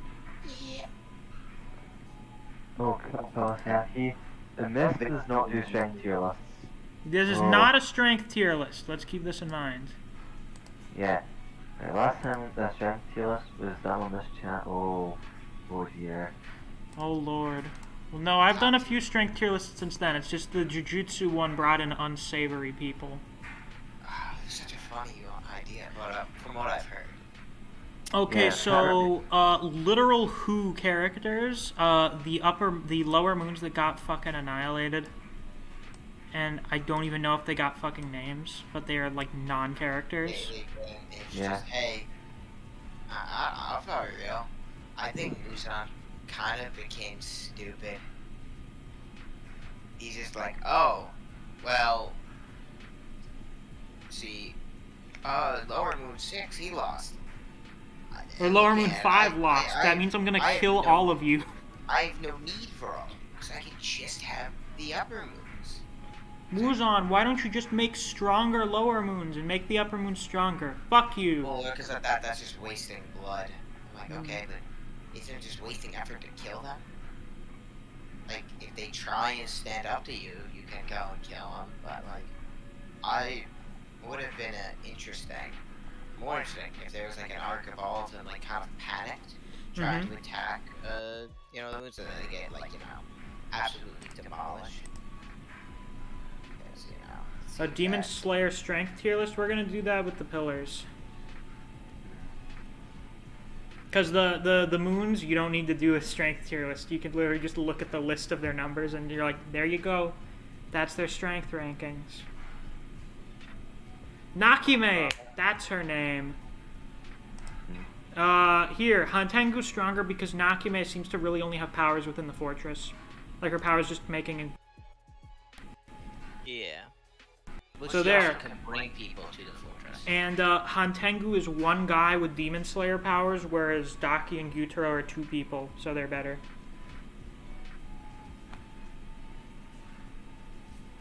I don't think that's controversial. Okay, so I guess going in order, we have the drum guy. He's alright, I suppose. He's pretty decent. I mean, he was a former lower 6, right? Yeah, former lower 6. I thought his backstory was alright. It was sad enough. So, yeah, looking at that, he, strength-wise is, well, below all of them. Yeah. Well, wait, okay. This isn't a strength tier list. This is how much I like the characters. Oh, yeah, character. He's fine. Either way, compared to most, I'd still put him lower. He kind of just... Yeah, okay, his backstory is just he's kind of a spiteful asshole that turns into a demon, but Yeah, I thought his death was good. Yeah, but like most Demon Slayer deaths are good. Yeah, Rui. Rui's pretty solid, I think. Yes. We agree upon this. Rui's backstory is pretty sad. You understand why he went and made this fake demon family living in the woods and shit. Yeah, he's a good foil to Tanjiro in terms of like family and everything. So yeah, he should be high. We'll put him A tier. Who do we encounter? We encounter Enmu. You're just kind of an asshole for not really any reason. You're just kind of an asshole. He just loves Muzan. I love Muzan and I love being evil. Yeah, D tier. Yeah, he has a nihilistic moments where he's like, oh, I was a lower ranked demon. I had no chance to be anything more, I guess. Then after... do I want to do him now or do I want to wait for his big fight to do Akaza? Or, his final fight. I mean, you get a good idea for who Akaza is in his first fight, and then his final fight develops it more. Okay. So, Akaza is introduced as a strength-obsessed asshole who hates weak people and think that, basically, being old is lame and sucks. Why wouldn't you want to become an immortal demon so you can just get stronger forever? And you're like, alright. Okay, I guess. And then he kills Rengoku, and then you're like, fuck this guy. Fuck him. Fuck this dude. How could you kill Best Boy like that? You son of a bitch. You motherfucker. That's true. But then, we get into the Infinity Fortress arc, and you have his backstory. Let's talk a little about Akaza's backstory, shall we? Yeah, I do have Akaza as one of my, I think, top 3 favorite anime characters ever. So, keep in mind I haven't read or watched that many series, but still, love the guy. Favorite Demon Slayer character. Akaza was like a poor street urchin who would rob people so that he could afford medicine for his dad who had tuberculosis or some shit. And as such, he kept getting in trouble and getting punished by the law. So the tattoos that he has on his arms are actually like convict tattoos, because I guess they did that to show who was a criminal. And although his dad keeps telling him to, like, you know, stop breaking the law for me, he keeps doing it anyway. So in order to stop being a burden on his son's life and putting him down a bad path, his dad kills himself so that he doesn't have to take care of him anymore. So that was kind of fucked. And then Akaza, you know, having his dad just commit suicide, becomes a very rageful, spiteful little child who goes around beating people up on the streets until he encounters this cool karate master guy who kicks his ass and then is like, "You're an alright kid, you're decent at fighting, you need shit to do, I can tell. Why don't you come work at my dojo? I'll teach you my cool martial arts style, and also you'll help care for my sickly daughter." Because, I mean, it'd be nice to have someone else who can help take care of her some of the time since my wife passed away or something. So he does that. He gets training under this cool guy who basically becomes sort of like a new surrogate father figure. He ends up falling in love with this girl. It's all very nice and everything. So after all of this bad stuff, Akaza is finally having a second chance at a good life. And there was this really, really good line where it's in reference to his dad because he was sick and then this girl was sick as well, where he wonders, why do sick people always apologize so much? Like, I'm sorry for coughing so much. I'm sorry that you have to spend all of this time and effort taking care of me. Why are you apologizing? It's not your fault, and I don't care. It's not a burden for me to have to take care of you. I don't mind it. So then, after, what was it? His master was going to give ownership of the dojo to him. And he was going to marry his master's daughter. So he goes to his dad's grave to, like, you know, tell him the good news and stuff. And when he comes back, he is informed by, like, the neighbors or whatever, that a rival dojo that was never strong enough to beat his teacher decided to just go over there and poison the water well. So then both his teacher and the woman that he was going to marry both died via poisoning because the rival dojo was full of a bunch of weak cowards that couldn't actually beat him fairly. Fuck. So then Akaza goes and he murders the entire dojo with his bare hands. As you do. And the way they described it was so vicious and brutal and unbelievable that people thought it was a demon that did it. And Muzan came along and was like, "Yo, I heard that a demon was annihilating this karate dojo. I was wondering if there was some guy I forgot about, but it turned out it was just you. Hey, do you want to become a demon?" And Akaza's just like, "I don't care anymore. I don't care." So he gets turned into a demon. And that's why Akaza hates weak people so much.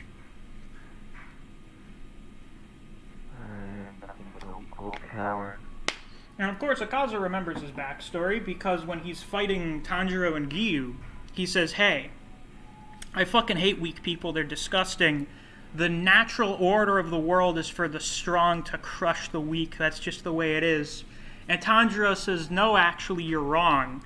Because everyone is weak at first. Everyone is born as a weak little defenseless baby that needs to be protected by someone else. The weak exist to be protected by the strong so that they can eventually become strong and protect the weak themselves. Your view of nature and the world is wrong, Akaza." And then that's really good. That's really deep. People sell short Demon Slayer writing. I think Griever undersells Demon Slayer, probably because he read the Viz translation, and also because he's just jealous of it getting a fucking ridiculously good adaptation. Yeah. That's good about people. I think Demon Slayer is saying it's simultaneously over and underrated. people, Dragon Ball. there are a lot of people that sell it as being the best thing ever when it's not, but there are a lot of people that try and say that there is nothing really remarkable about it when there is. Like, it's just like Dragon Ball. It's overrated and underrated at the same time.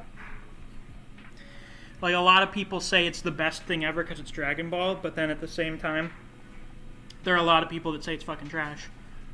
Yeah, people say that it's just fights with no substance, and I'm like, there's so much character development and overarching themes in Dragon Ball that are very meaningful. Dragon Ball inspired me to actually work out and train and everything. So yeah, Dragon Ball does have stuff to it to make it not trash. That's why it's overrated and underrated simultaneously. Right.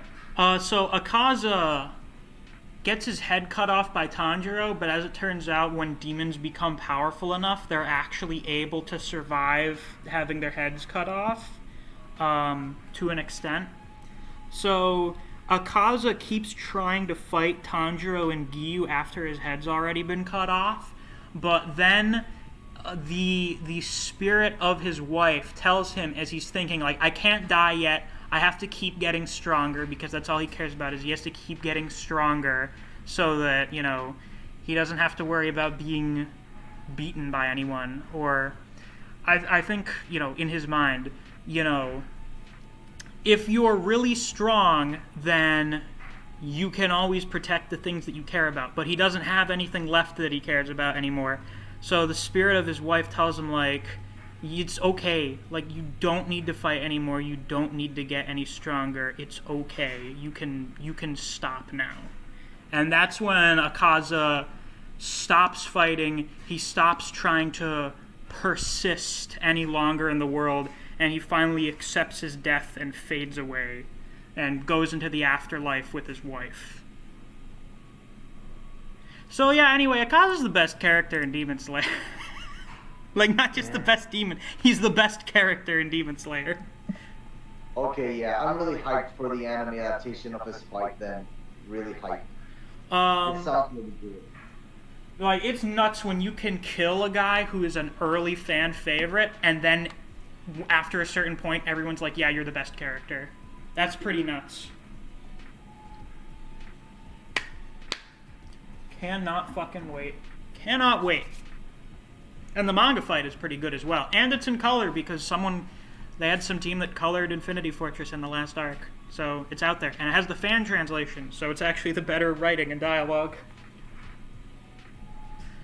Now then, Daki and Gyutaro. Well, they're separate here. We should probably rank them, like, right next to each other because they kind of don't work without the other one. Yeah. They're literally two people in one. So,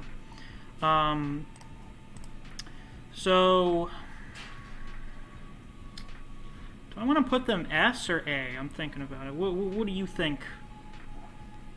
Neve Play Free?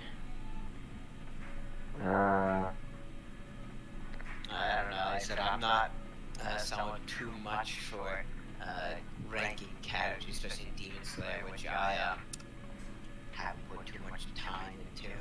Yeah, my memory's just not there for Demon Slayer. So, Okay, so if I remember Daki and Gyutaro's backstory correctly, they were both growing up in the red light district. Daki was born as this very pretty child, and of course she was being raised to be, like, you know, one of the escorts there in the red light district. And Gyutaro was born looking this way. He doesn't look this way because he's a demon. He was just born fucking hideous and disgusting. And being hideous and disgusting in an area where your entire worth as a human being is based on your physical appearance is not great. Not good.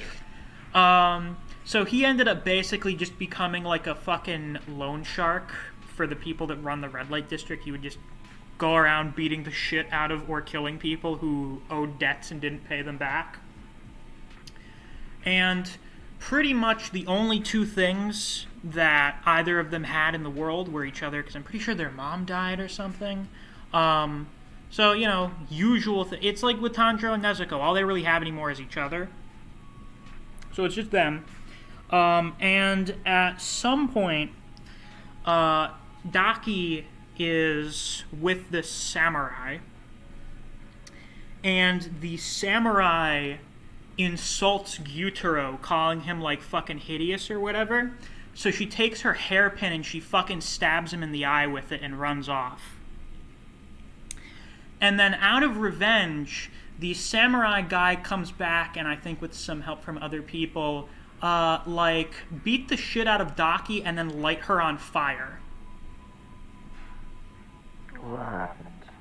Which is why, in the most recent episode, she's so freaked out about getting lit on fire by Nezuko.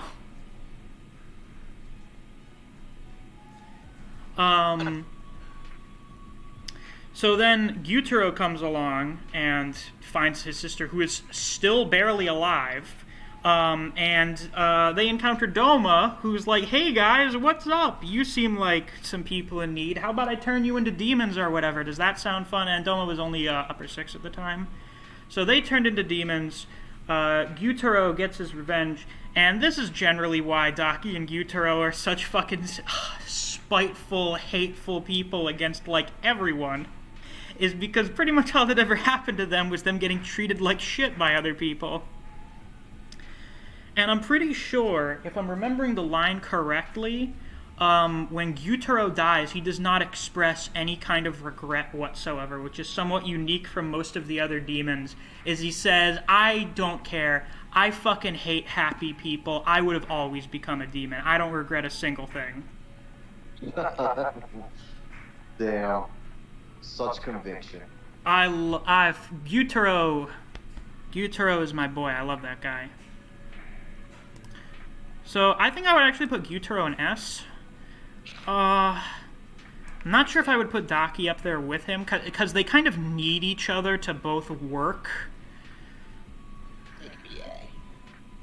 I think I would probably put Daki in like A tier. Yeah, I'd say Gyutaro. I think Gyutaro can theoretically exist without Daki, but I don't think Daki can really work without Gyutaro. Because the whole being a fucking hideous, deformed child in an area where beauty is everything is kind of compelling enough. Then Daki kind of relies more on Gyutaro's quality as a character. But they're both really good. Let's see. Now we have Gyoko and Hantengu. Gyoko, not really much to him if we're being really real here. Yeah. He has like no meat to his character in terms of background, though he is amusing in terms of his personality, but that's it. Also, his normal design is just kind of ugly. He looks much cooler once he turns into like his big fucking fishman form. I gotta reread those arcs at some point in the future. I gotta reread Swordsmith Village to get ready. So yeah, not much to say about Gyoko. Hantengu, I guess, is better, but not by much. The deal with Hantengu, from what I understood, is he was just this mentally ill guy that committed crimes and never really realized it and was gonna get like fucking executed for it or something. So he did all of this bad shit but had no idea that he'd done any of it, so he thought people were just fucking persecuting him for no reason, and then Muzan came along and turned him into a demon. Actual schizoid moment. Neve, you seem to find that particularly amusing. Yeah. I mean, I think it's kind of funny, but it's not as compelling as most of the other characters. Yeah, you know.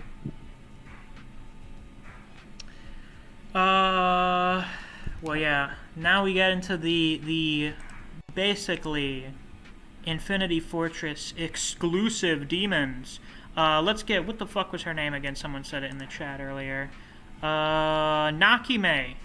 No character. Her character doesn't exist. She's down here with the fucking lower moon guy. It's, ooh, I play this fucking Biwa or whatever it's called, and I make the things move around. That's it. That's all she does.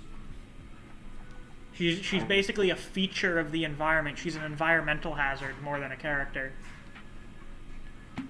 Oh, but Sharon said you know her personality based off the finger notes, whatever. And Alicia is being told by out there. Now then, Kaigaku, who is perhaps the most despicable piece of shit in the series. like huge fucking piece of shit. So he was apparently the kid being taken care of. One of the kid Gyome took care of, like a little tiny orphanage or whatever at like a temple or some shit. Oh, Gyutaro regretted letting Daki become a demon. Well, then in that case, yeah, Gyutaro's definitely S tier. I wish I didn't let my sister become a demon, but I don't regret becoming one for a single second. That's good. Kawasaki asks, a lot of people say that Akaza went full out against Rengoku. Do you agree? It kind of seemed like he did. There were some techniques that we just didn't see him use until his fight with Tanjiro and Gyu. But I still got the impression that Akaza was pretty serious during that fight. At least towards like the end of the fight. Okay. So the deal with Kaigaku is that he was at this orphanage being run by Gyome, and when he was staying out after dark like you're not supposed to, he encountered a demon. And Kaigaku's defining character trait is that he's a complete fucking coward. He is a total bitch. Completely bitch made. And his philosophy is, it doesn't matter what kind of awful or self-deprecating stuff I do, I don't need a shred of dignity. Dignity is fucking worthless. As long as I can live a little while longer, I can make up for it at some point. And that never ends. It's a never-ending cycle of, well, I'll do this bad thing because that just means I get to stick around and maybe change things later. And he just does it forever and ever. So he sells out the other kids to the demon so that he gets to go away, like he gets to escape, and then the demon came along and murdered like almost all of the other children. Then he works, he trains under Zenitsu's master to learn the lightning breath, and he's an asshole there. But at some point he encounters Upper Moon 1 Kokushibo, and being so fucking terrified of Kokushibo and willing to do anything to not die, he becomes a demon. He accepts blood from Kokushibo and becomes a demon, because it doesn't matter how undignified I am or how little self-respect I have. As long as I'm still alive, it's okay. And because he becomes a demon, Zenitsu's master ends up killing himself out of shame. And then, Zenitsu has this fight with him in the Infinity Fortress. Oh, Neve's left. Okay, bye, Neve. It's probably about it. This way I got something I need to do. So, yeah. I'm gonna dip for now. Okay, cool. Talk to you all later. Bye. Bye. Bye-bye.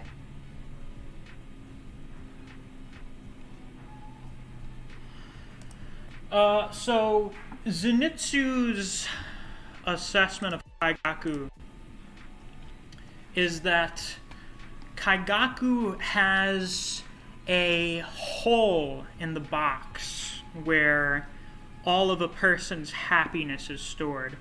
And if you don't realize that there's a hole in that box, all of your happiness is eventually going to pour out, and you're just going to be a very unhappy person. And that was kind of the deal with Kaigaku, is he never seemed to really find anything or have any kind of conviction that would make him satisfied or happy with his life. And that was why he ended up being such a miserable fuck. And then Zenitsu kills him, so yeah.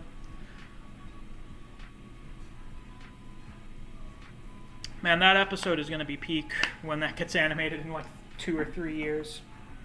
That's going to be great. Yes. Now then. Doma. Mm-hmm. Doma, who most people agree is a bastard, Doma's a strange one, in that he gets a fairly in-depth backstory, but it doesn't really make him sympathetic. It's kind of a Hantangu case, but not as kind of convoluted. And that Doma was born in a cult. He had these shiny, weird eyes. He was born to, like, the cult leader and one of his concubines. And because he had these special eyes, they treated him like he was some kind of fucking saint or something, and they would have people come from far and wide to pray to him and have him cure their ailments and shit. And the thing about Doma is that he's a genuine sociopath. He pretends to have emotions. So he would pretend to, like, cry for them and shit. Didn't really care about any of this stuff. The important thing is that he was, like, part of a religious cult, but he doesn't believe in the afterlife. He's an atheist or whatever. It's just kind of funny because he's a demon. So he just kind of became really good at making shit up and didn't really care about morality or anything, because it's like, the afterlife doesn't exist. Why should I give a shit? If all that's real is, the living world here in the present, then why would I give a fuck about being a good person or something? I can just do whatever I want. And then, Muzan finds him and he ends up becoming a demon. And it's because he's one of those characters that has a complete callous disregard for the value of human life. He's a huge asshole that murders people all the time. And just with any regard for their lives or anything. And perhaps the most amusing thing about him is that he loves eating women.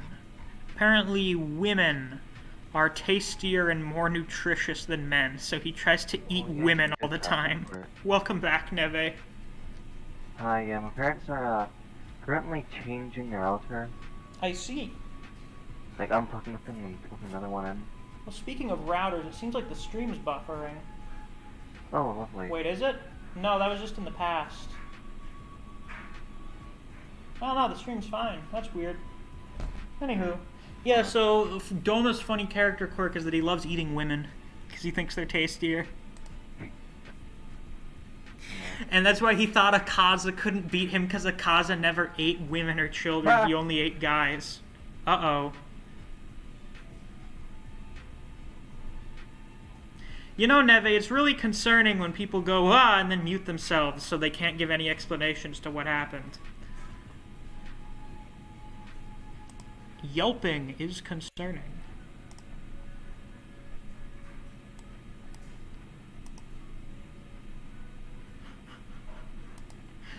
Damn, that's crazy.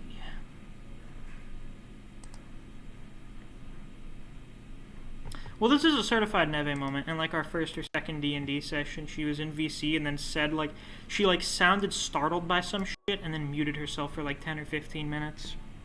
So we didn't know if Neve got killed in the home invasion or something.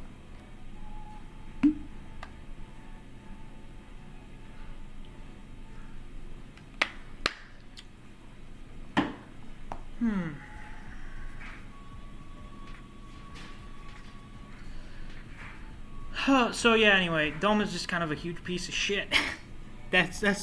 He's funny. His blood demon technique is really cool. Ice powers, very based, very epic. But he's just kind of he's an asshole that's very cheery about everything. He doesn't take anything seriously. He's very laid back and jovial. I'd probably put him... I like him more than Kaigaku, so I guess I'd put him above Kaigaku. Now then. The man himself. The man, the myth, the legend. Kokushibo. Upper Moon 1.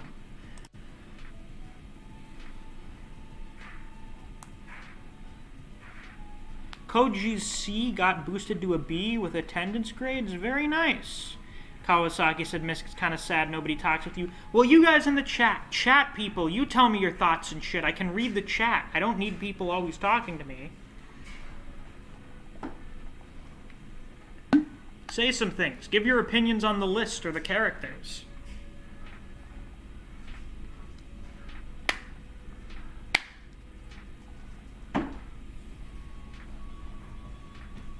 well. So anyway, what do you remember about... why did you have to mute yourself for a minute there? You, like, yelped and then muted yourself. Oh. My dad just started knocking on my door extremely fucking loudly, just giving the Wi-Fi password. Ah. I see. Well, what do you think about Kokushibo? What do you think about Upper Moon 1? Okay, if I'm going to be honest, I generally remember nothing. Mm-hmm. But, like, I think I vaguely remember... I think I vaguely remember seeing his brother and getting confused on which one was which. You've seen his brother. That's literally all I remember. So, if I'm remembering the content of Kokushibo's character correctly, if I'm remembering it right. First off, he's Upper Moon 1, he has fucking moon breathing, it's really cool. His design's great. You know, at least his base form design. Even the one where he gets like the really long pronged sword is still pretty cool.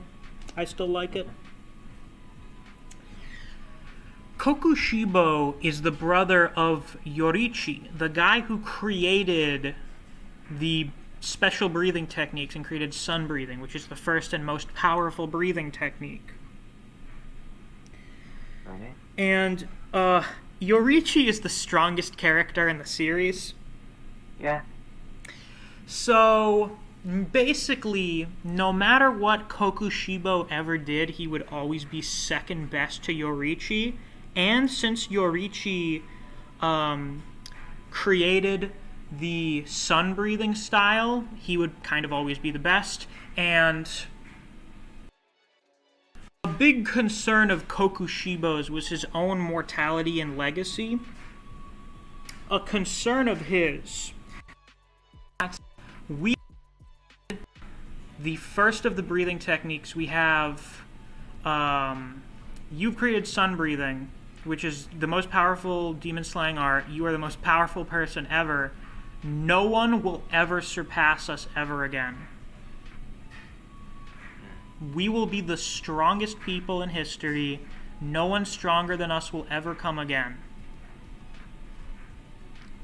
And eventually we are going to fucking get old and our techniques are going to dull. And then eventually we're going to die and our techniques are going to disappear. Don't you think that's kind of sad? And that ended up eventually being Kokushibo's motivation for becoming a demon, because then when you're immortal, you last forever, you never get weaker, you're able to hone and perfect your techniques into infinity. So you really can, Michikatsu Sugekuni, his human name was Michikatsu, but we just all call him Kokushibo because that's his demon name.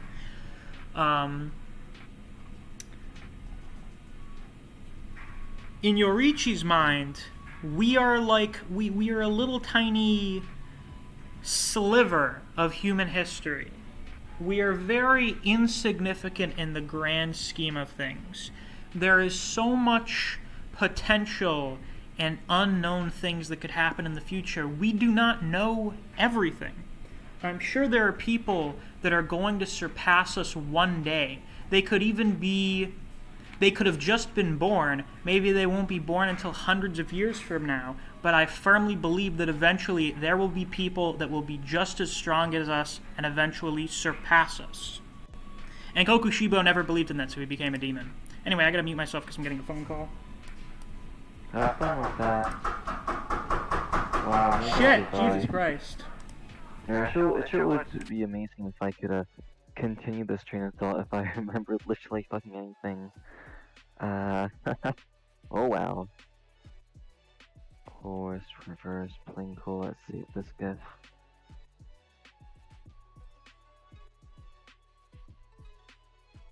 Yeah, like, what am I hearing, folks, people, like, I suppose that sounds interesting. No, I can't remember if it was done well or poorly. Probably well, considering. Don't worry about the loud knocking on the door. It's just my sister's here. Oh, actually, I know. My sister arrived unannounced and was fucking banging on the door like a raging bitch, because she is one. So I'm fine. Don't worry, I'll be back in a minute. Gone. Gone forever.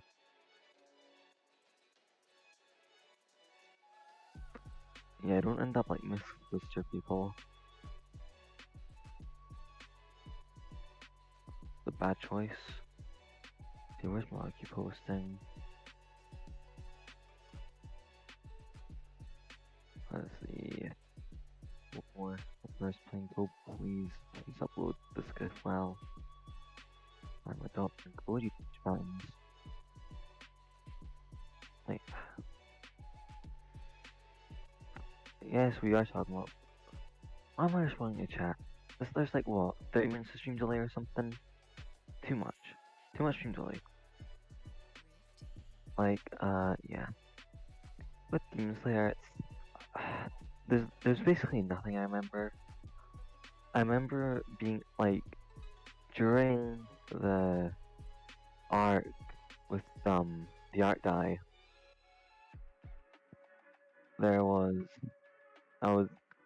I knew that something supposedly nice happened in it. I have no memory of what that was, but I remember being spoiled in like a specific chapter being really good for like UNESCO or something. Also found the fight underwhelming since I wasn't reading. It's like a picture book. Immediately after reading, yeah, go on Twitter, laugh at people who like a picture book. Classic hypocrisy. All 15-year-olds to it. It was great. Shame got with that. It was a perfect way to live. Because you don't have a care in the world. You know, you could witness someone do atrocities. Do you care? Yeah. But then you go and do the same. My sister's such a fucking obnoxious bitch. I really can't fucking stand her. Whew. Anyway, I'm back. Welcome home.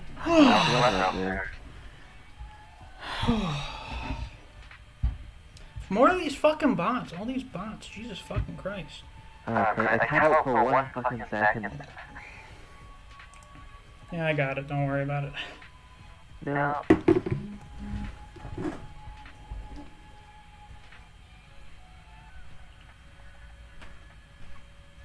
Ah, Christ.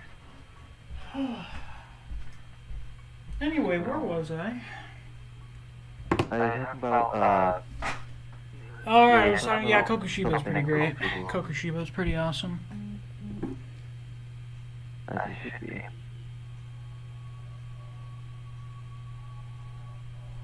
Is she fucking leaving already?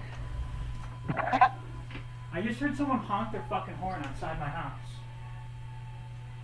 It's, the ghastly driver. Oh my god, is she fucking leaving already? What the fuck was the point of that? Money. Or something, probably. Kawasaki, I think we're all excited for Bleach.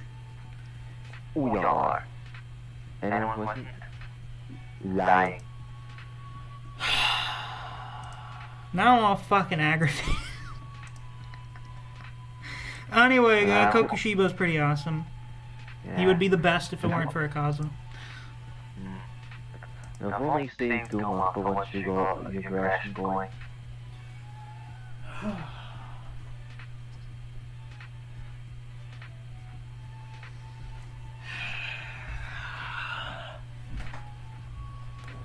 Yeah, if she's leaving already after fucking screaming at me for a minute. Actually, to be fair, we were screaming at each other, but she was a fucking bitch.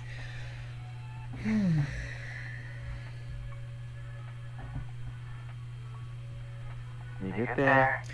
Yeah, I'm fine. I need to check when the fuck is she leaving. Right now. She's still...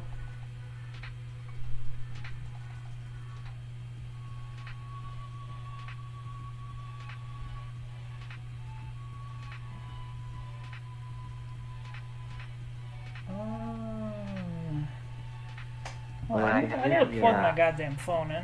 That would be good. Yeah, I can hear the music through your mic. Huh? Yeah, I can hear the music you're playing on stream through your mic. Okay, I don't think that happened earlier. Well, now I'm up here, I can throw my headphones on. Hopefully that doesn't fuck up the audio. Hopefully it won't.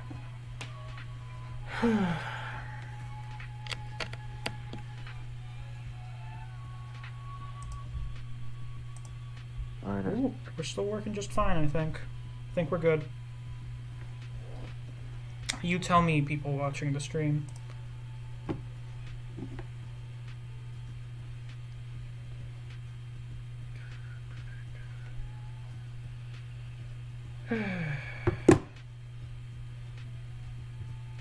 Well, now that we're done talking about the moons, it's time to do an actual strength tier list.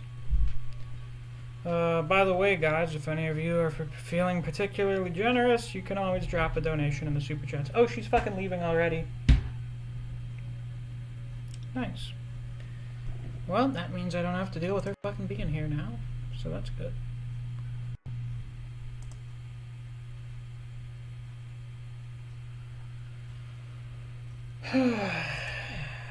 Yeah, people in chat, let me know if the audio still sounds fine.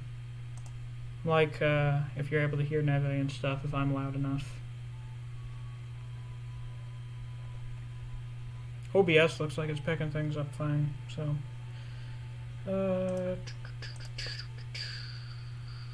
hello, my chat? There it is.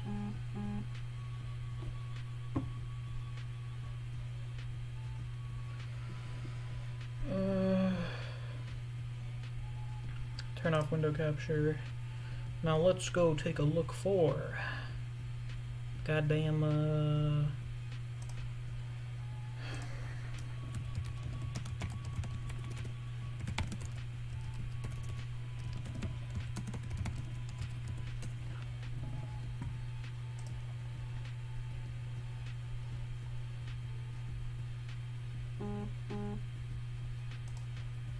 yeah, she's gone. She's out of here.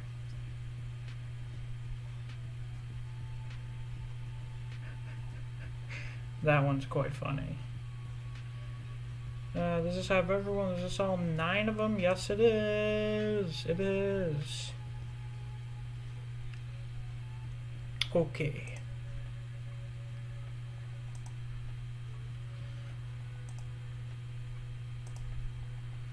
Alrighty, folks. So, pretty, like it's explicitly stated, straight up told, Guillaume is the strongest pillar. We know this. We do it in order of introduction that we meet him in. Or, you know, order of relevance, almost. We meet Gyu first. Gyu is definitely one of the stronger pillars. The D rank here is kind of unnecessary.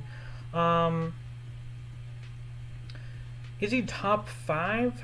I don't know. It depends on if we think he's stronger than Rengoku or not, because both of them fought against Akaza. I would say... I don't have Discord audio? I'm not picking up Discord audio. Are you talking right now? Ah, fucking shit.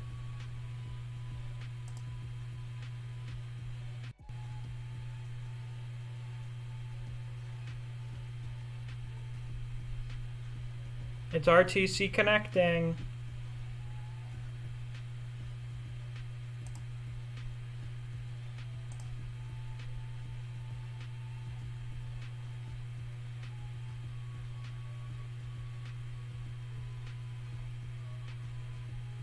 Never. Oh, fuck's sake. Hold on, I have to change my Discord settings.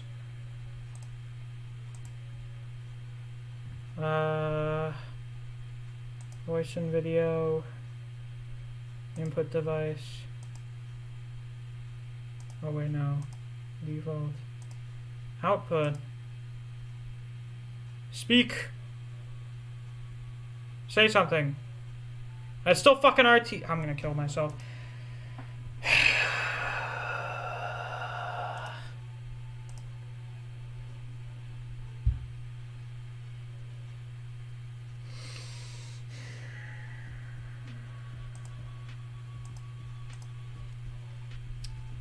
This is great. This is fine. This is okay. This is fantastic. I gotta close Discord. Then open it back up.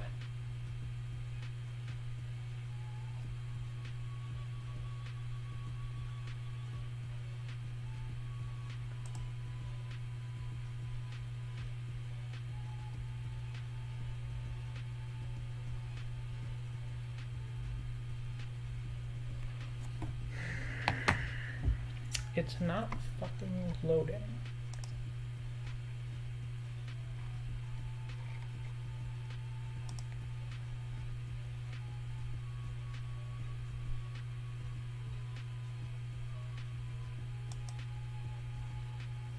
RTC is not connecting. What the fuck?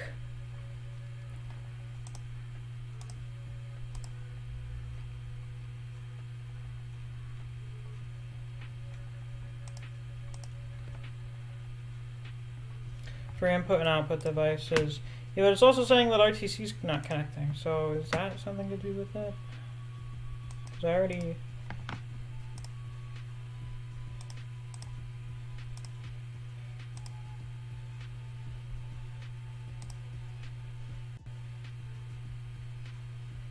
Still RTC connecting. It's not going through with the fucking connection. Even though it let me join in earlier. Fuck, her showing up here really put me in a bad mood. Jesus. That is quite unfortunate, I have to say.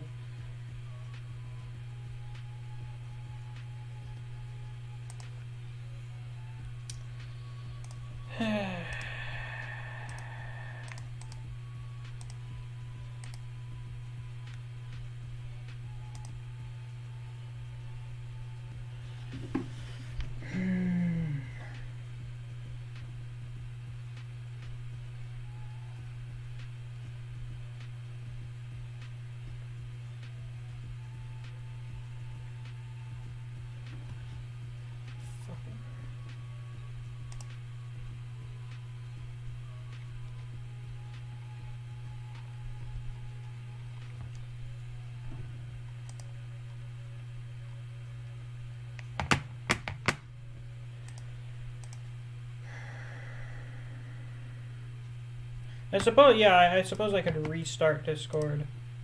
Let's see here.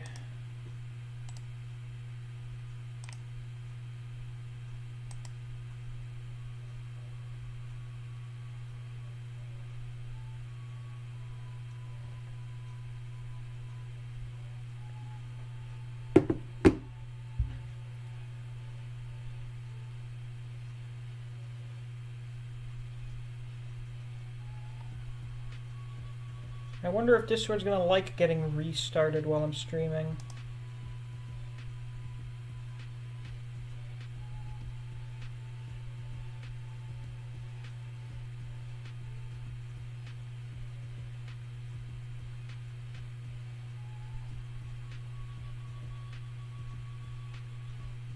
Well, in the meantime, while we're waiting on that, I'll just put myself here with the chat.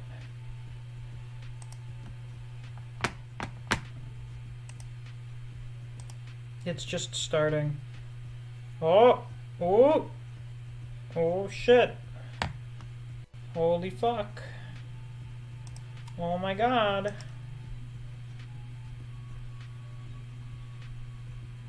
Oh!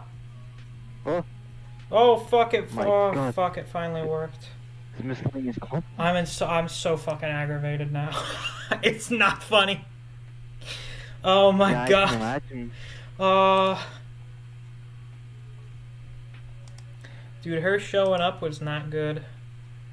That was not good for my fucking mood. So anyway, where were we?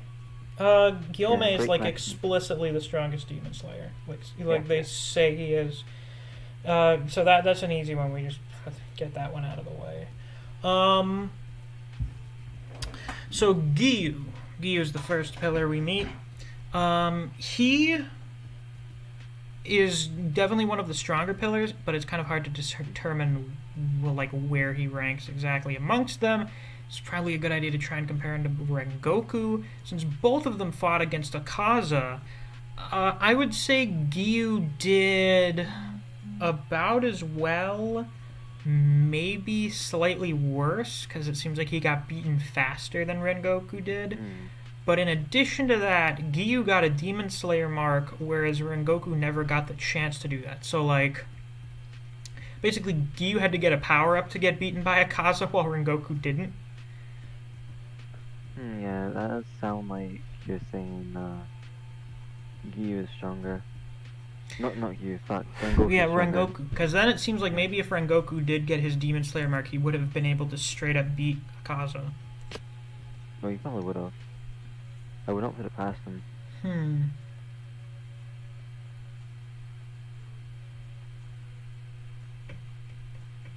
I'll say Giyu's probably A. I'm not going to use D tier. I don't think D tier is necessary for the pillars. Seems kind of redundant. Unless I'm able to remove this. Delete row. one day There we you're go. introduced to hello, I'm the disease pillar. I'm going to die within 3 panels of being introduced. I would believe it. Yeah, I don't think we have anything of D tier. Or C tier, maybe. Now, next we have Shinobu, who is apparently the fastest pillar, as far as we can tell. At least, is the fastest pillar that Doma's ever encountered. And since Doma's been around for a while, I assume that means she's probably the fastest. Which would make sense because she's the smallest. However, she does not possess the physical strength to decapitate a demon, meaning she has to rely on poison. But this kind of severely limits her, because if a demon is immune to her poison, like it's just too strong for her poison to work on it, then it's not going to work. Well, she should become like Coco, right? Where you have to make more poison. Well, she made a poison with Tamayo's help to work on Doma, and it required her dying to be used. So that's... Yeah, she's probably like... I think most people agree she is the weakest pillar. What would that be? We put her at the bottom of B for No, now, we're going to use the C tier for the weakest one. Or ones. Wow. Next person of importance we meet is Rengoku. I think Rengoku's probably going to be top of A, probably? Yeah. Probably. Because he was able to go toe-to-toe with Akaza for a bit without a Demon Slayer mark. It's gotta mean something. Right, folks? Is the stream working? Yes, the stream's working. It does. Of course, you 6 people still watching the stream right now, be sure to let me know your opinions on the rankings and such. I want to know your thoughts on this stuff. Make this a little more interesting. This is a pretty low energy stream, if we're being honest. Yeah. So sad. So sad. Yeah. Yeah, Rengoku's pretty good. I don't think I would put him in the top 3 pillars, but he's pretty goddamn strong. He was capable of using that flexing trap axe, right? Yeah, and he was able to fucking manhandle Akaza after being impaled. To be able to flex that impalement when closed. He was able to flex it closed enough to grab onto Akaza. Feel the wind. There you go. Next person of importance, the current star of the show in the anime, Tengen Uzui, the sound pillar. I would say Tengen is as much as I like him, one of the weaker pillars, because he ultimately was not able to defeat Upper Moon 6 by himself. Whereas, well, some of these other characters were able to solo Upper Moons above Upper Moon 6. So, yeah. I would say probably just about these guys definitely could. Yeah, I would say most of these guys could probably solo Upper Moon 6. Or at least would have had a easier time against them. So I'll put him above Shinobu. What is the chat? The chat's like 5 minutes behind, so. Yeah, as always. Classic YouTube video. This is true, Zuri. Not every demon is immune to Shinobu's poison. Most of them are weak to it. But not being able to cut a demon's head off is a very serious liability. Like, not being able to do that is kind of a major issue. You just had someone else do the whole pillar thing. Sun Eater's still here but doesn't know anything about Demon Slayer. Well, I appreciate you for sticking around and Yeah, we appreciate helping it a us lot. get the views. What was our viewer peak? 21? That's not bad. Yeah. Sean says, Yeah, especially 21. with Rengoku and doing good against Akaza without a mark? Yeah. I thought it was like 15. No, we got up to like 21 towards like the end of the Kengan discussion. Yeah.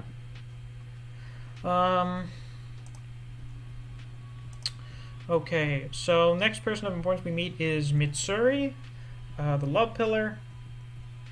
Yeah, I guess she's important before we get to Muichiro. She does have a Demon Slayer mark. She was able to hold her own against Upper Moon 4, but was not able to beat him, if I remember. If I'm remembering correctly, Mitsuri was not really able to get the upper hand against Upper Moon 4. She was just mostly able to kind of hold her own against him, which is still fairly impressive. And because, like, the whole Upper Moon 4 fight was a big team effort. It was Tanjiro, Nezuko, Genya, and Mitsuri. Yeah, wasn't Mitsuri's whole thing of being extremely strong? Yes, her muscle density is like 8 times greater than a normal person's. Wow, Superman's. Yeah, except they did not make her the buff woman, unfortunately. I will say she's probably like a mid-rank. She's like B. Probably. She's alright. Muichiro, I think, is one of the stronger pillars. I mean, he was able to... Once he unlocked his mark, he kind of fucking low-diffed Upper Moon 5, if we're being really real here. Like, he got his mark, and then Gyoko was kind of fucked after that. But then, you know, Muichiro kind of got shit on by Kokushibo, like, really hard. But he did manage to unlock the unseen world. He was able to, like, see the shit that Tanjiro and Gyomei and Kokushibo were able to see. So that's fairly impressive as well. And then, of course, we have to also remember that he became a pillar after 2 months of being a Demon Slayer and is only 14. So he, like, by far seemed to have had the most potential out of, like, any of the pillars. But, unfortunately, that potential was not able to be realized. Yeah. So I'm thinking, like... Now what I'm just trying to think is, would I put Muichiro above Rengoku in terms of power? I'm not really sure about that. I'm kind I would of... say no. Yeah, I like... Because Akaza is more powerful than Gyoko. Like, definitely way more powerful than him. But I think Rengoku probably would have done better if he had been there for, like, the Kokushibo fight. So I'll put him... And should I put him above Giyu?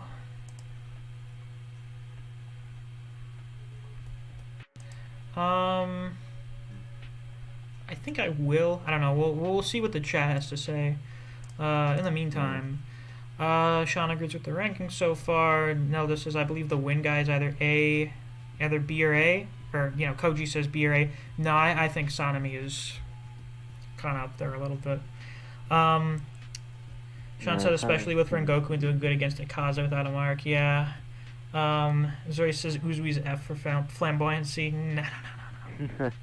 No. Sean says, though Gyutaro is supposed to be ranked higher, but Daki holds him back. I think I saw someone say that earlier. I don't know if that's true. Let's check. Koji, Wait, Mitsuri died? What? I thought she survived. No, her and Iguro, the only two pillars that survived were Sanemi and Giyu. Oh. Yeah, this is how we can tell you really erased it from your mind. Well, frankly, her death just kind of just happens. Like, she just kind of dies. Oh, that seems their ending. Amazing.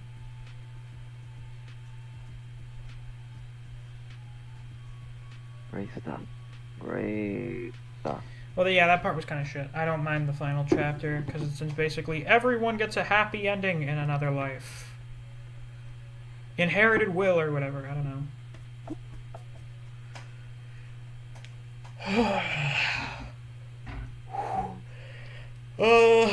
Should say it, but I still agree that Tengen's probably still on the weaker side. Like, yeah, just him not doing too hot against Upper Moon. Like, he would not have been able to beat Gyutaro and Daki by himself.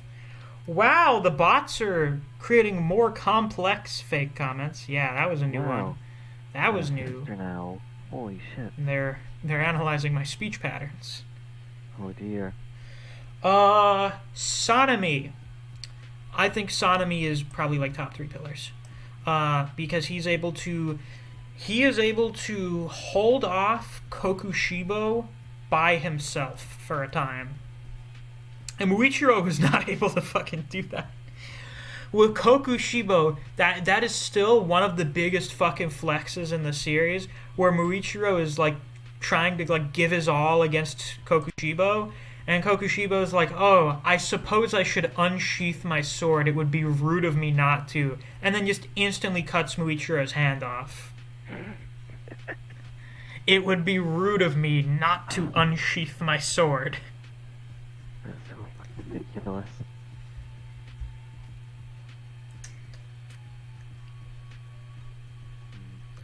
Tell me, folks. I'm going to be getting a sub. I'm going to get a sandwich for dinner. Should I get an Italian or a chicken tender sub? I need your advice. I'll even ask people in the Discord, too. Well, what preferences do you have? Well, normally I just get an Italian. But if I want to do something a little different, I get the chicken tender sub. Because they're both great. They're both fucking fantastic. Why don't you do neither?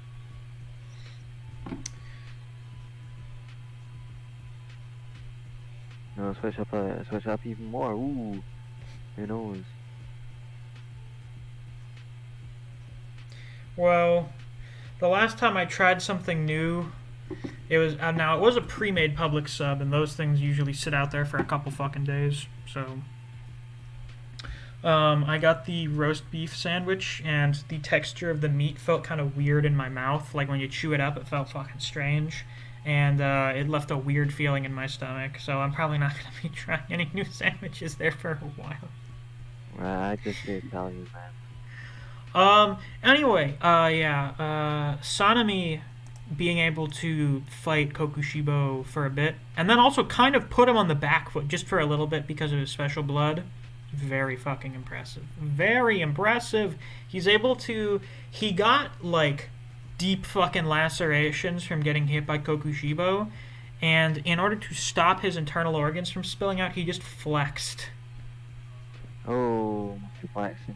He just flexed to keep his guts from spilling out, and then he got his mark, and then him and Gyome teaming up were able to handle him for a little while. Hey Tenryu, we're doing a power ranking of the pillars. We're almost done though. Oh yeah, god. I assume that the strongest is like... I don't know who's the strongest, actually. Well, don't look at the tier list. Give me who do you predict would be the strongest of the pillars, and then I'll tell you. Or you can look at the list, I don't know. Maybe the sound pillar? Tengen? Oh wait, he's the sound one? Yeah, he's the sound pillar. Okay, then no, not him. I'm thinking maybe the stone pillar. Interesting. Why is that? About it? What is this based on? Like just a random guess? Yeah, there's not a single pillar that I can actually imagine being the absolute strongest. Okay. Well, you are correct. It is the stone pillar. Oh. And he is actually explicitly the strongest pillar. God damn, I'm a fucking god. Yeah. Good job. Yeah. Excellent work. Then you can take a look at the tier list now, I suppose. Look at the stream. Yeah, I'm looking up the stream. Right here. Did the snake pillar ever do anything? The snake pillar did kind of do some stuff. We'll get into that right now, actually, because I think Iguro may be the second strongest pillar. I genuinely forgot Iguro existed. Yeah, Neo doesn't like him for some reason. Yes, most of the content for his character was put in like the last 20 chapters, but I think it's pretty decent, and his relationship with Mitsuri makes him better, so... Okay, so the stone and wind pillars are the strongest then. They are two of the strongest because they're the two that have most of the fight with Upper Moon 1. That makes sense. And Kokushibo himself says these seem like two of the stronger pillars. Not surprised to see Rengoku high A tier because he was able to fight Akasa, who's like upper 3. So yeah, hey, logic. Yeah, and he never got a power up like when Gyu and Tanjiro fought him. Gyu got his Demon Slayer mark, which increased his power. Rengoku never had one of those, and he was still able to fight Akaza like that. So Iguro participates in the final battle against Muzan, and if we're being really real here, kind of does better than almost any of the other pillars. The injuries that he receives are not as crippling as like losing a fucking limb or something. He gets blinded, and he has to rely on his snake to help tell him where to go. But he's able to make his blade turn red on his own without, like fucking clashing swords or anything. And he's the only pillar that's like actually working with Tanjiro as they're fighting against Muzan after Muzan did like that big attack that put a bunch of the pillars out of commission. Like he was really kind of doing work against Muzan in the last parts of the final battle in a way that we didn't really see any of the other pillars do. To be fair, some of the other pillars were already pretty battered and tired from fighting the Upper Moons, but he probably, like, other than Gyomei, because Gyomei is the strongest one, Iguro probably did the best out of any of the other pillars. But what do you people in the chat think? This is an actual strength tier list, so I imagine there will be more things to talk about here. I'm getting multiple suggestions. Vote for a different sub. Different, I mean chicken. Okay. It's seeming like we're going to do a chicken tender sub. Which, to be fair, a lot of people say is the best thing at Publix. The chicken tender sub. Alright, Are you guys still on the character tier list, or no? This is a strength tier list. Yeah, we but finished. Have you done the character tier list? I guess I could do one very quickly, I suppose. So let's reset this. There was actually a D tier, but I thought it was kind of unnecessary. Come on, load in tier list. Connects. Yeah. Oh, that was fast. Yeah. It reconnected already. Yeah, Sanami's... this is my fucking, order of succession for the Bakugo clones. Is that Bakugo I don't care for that much. Sanami is better than Bakugo, and then Chobe from Hell's Paradise is the best version of Sanami's character.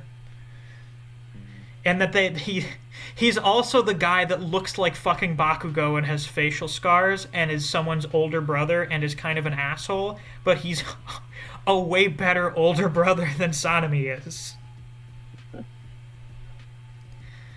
By the way, read Hell's Paradise if you haven't already. It's very fucking good. It's basically Demon Slayer, but better. What was that, Tenryu? The coming out. Yeah, the anime's coming. Out, so... Yeah, I guess you can just wait for the anime. Gyomei, I like him. I like him quite a bit. He is nice. He doesn't have as much depth to his character, but I like him quite a bit. And his speech to Kokushibo is fucking great. I'm pretty sure the Viz translation butchered it quite a bit. What was his speech? Let me go find the actual... I quite like it. It's one of my favorite moments from the fucking, final arc. wow, blind people giving speeches in a manga with demons being slain and Because Kokushibo's whole deal is his obsession with being immortal and how when you are a human being, all of your techniques and skills eventually fade away with age, so you should become a demon so you don't have to worry about that happening. You can just become stronger and better forever. Well, that's just the Yu Yu Hakusho. Ah, I see. Oh, right, I need to read Yu Yu Hakusho. I plan on doing that soon. Yeah, it's a very short series. You should be done with it in like no time. Cool. Yes, so Gyomei gets his Demon Slayer mark, and the deal with the Demon Slayer marks is that no one with the mark has ever lived past the age of 25. It seems to be like some kind of curse or something with getting it. So, I see, so you are Mark 2. How unfortunate. Unfortunate? Based on your looks, I'm guessing your age is about 27, more or less. And what's wrong with that? I will lament your loss. Every single marked person dies before reaching the age of 25. Even if your mark appears and you increase your power, in the end you're only living on borrowed time. You're past the age of 25 and got your mark only now. You're probably going to die sometime tonight. Your body and technique, which you've devoted yourself to for all this time, will vanish from this world. Don't you think that's regrettable? No. Everyone who's been marked knows this story already. So you knew. Even if the mark never appeared, as long as I am part of the Demon Hunters, there's no guarantee that I'll live to see tomorrow. What's there to regret about my life now? You can't become a pillar with that kind of half-hearted resolution. Your excessive insults are making my body seethe in anger. But I wasn't talking about something as boring as your life. By becoming a demon, you can preserve your body, preserve your techniques. Why can't you understand this? There's nothing to understand. We humans find that living and dying as a human being preserves our dignity. Don't you dare force your pathetic worldview onto others and call it the supreme one. I find it very cool that Gyomei is explicitly the strongest pillar, and despite that, still lives under the mindset that, yeah, I'm a member of the Demon Slayers. I could die literally any day. That is really cool. Yeah, and he tells Kokushibo to fuck off.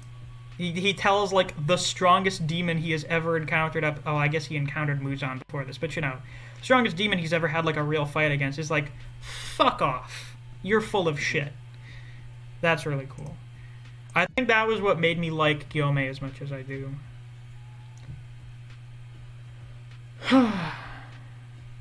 The stream skipped? That's fucking terrible. oh, Came wow. too late for Kengan content, Cloud9. You can always just rewind. And then the last one, Gyu. Everybody likes Gyu. I'd probably put him, like, up here. There we go. There's your Demon Slayer pillar character tier list. Okay, can I be done now? I think I'm done now. You can. I could finally rest. Yeah, Misc, you're about to enter a long slumber. Oh, you know Check it. under your desk. Uh-oh, OBS connection's a bit inconsistent there. It seems to be fine now. Let's close that fucking window. Well, anyway, that's all for today's stream. I still have to prepare a little bit for D&D tonight, so I'm gonna fucking dip out now.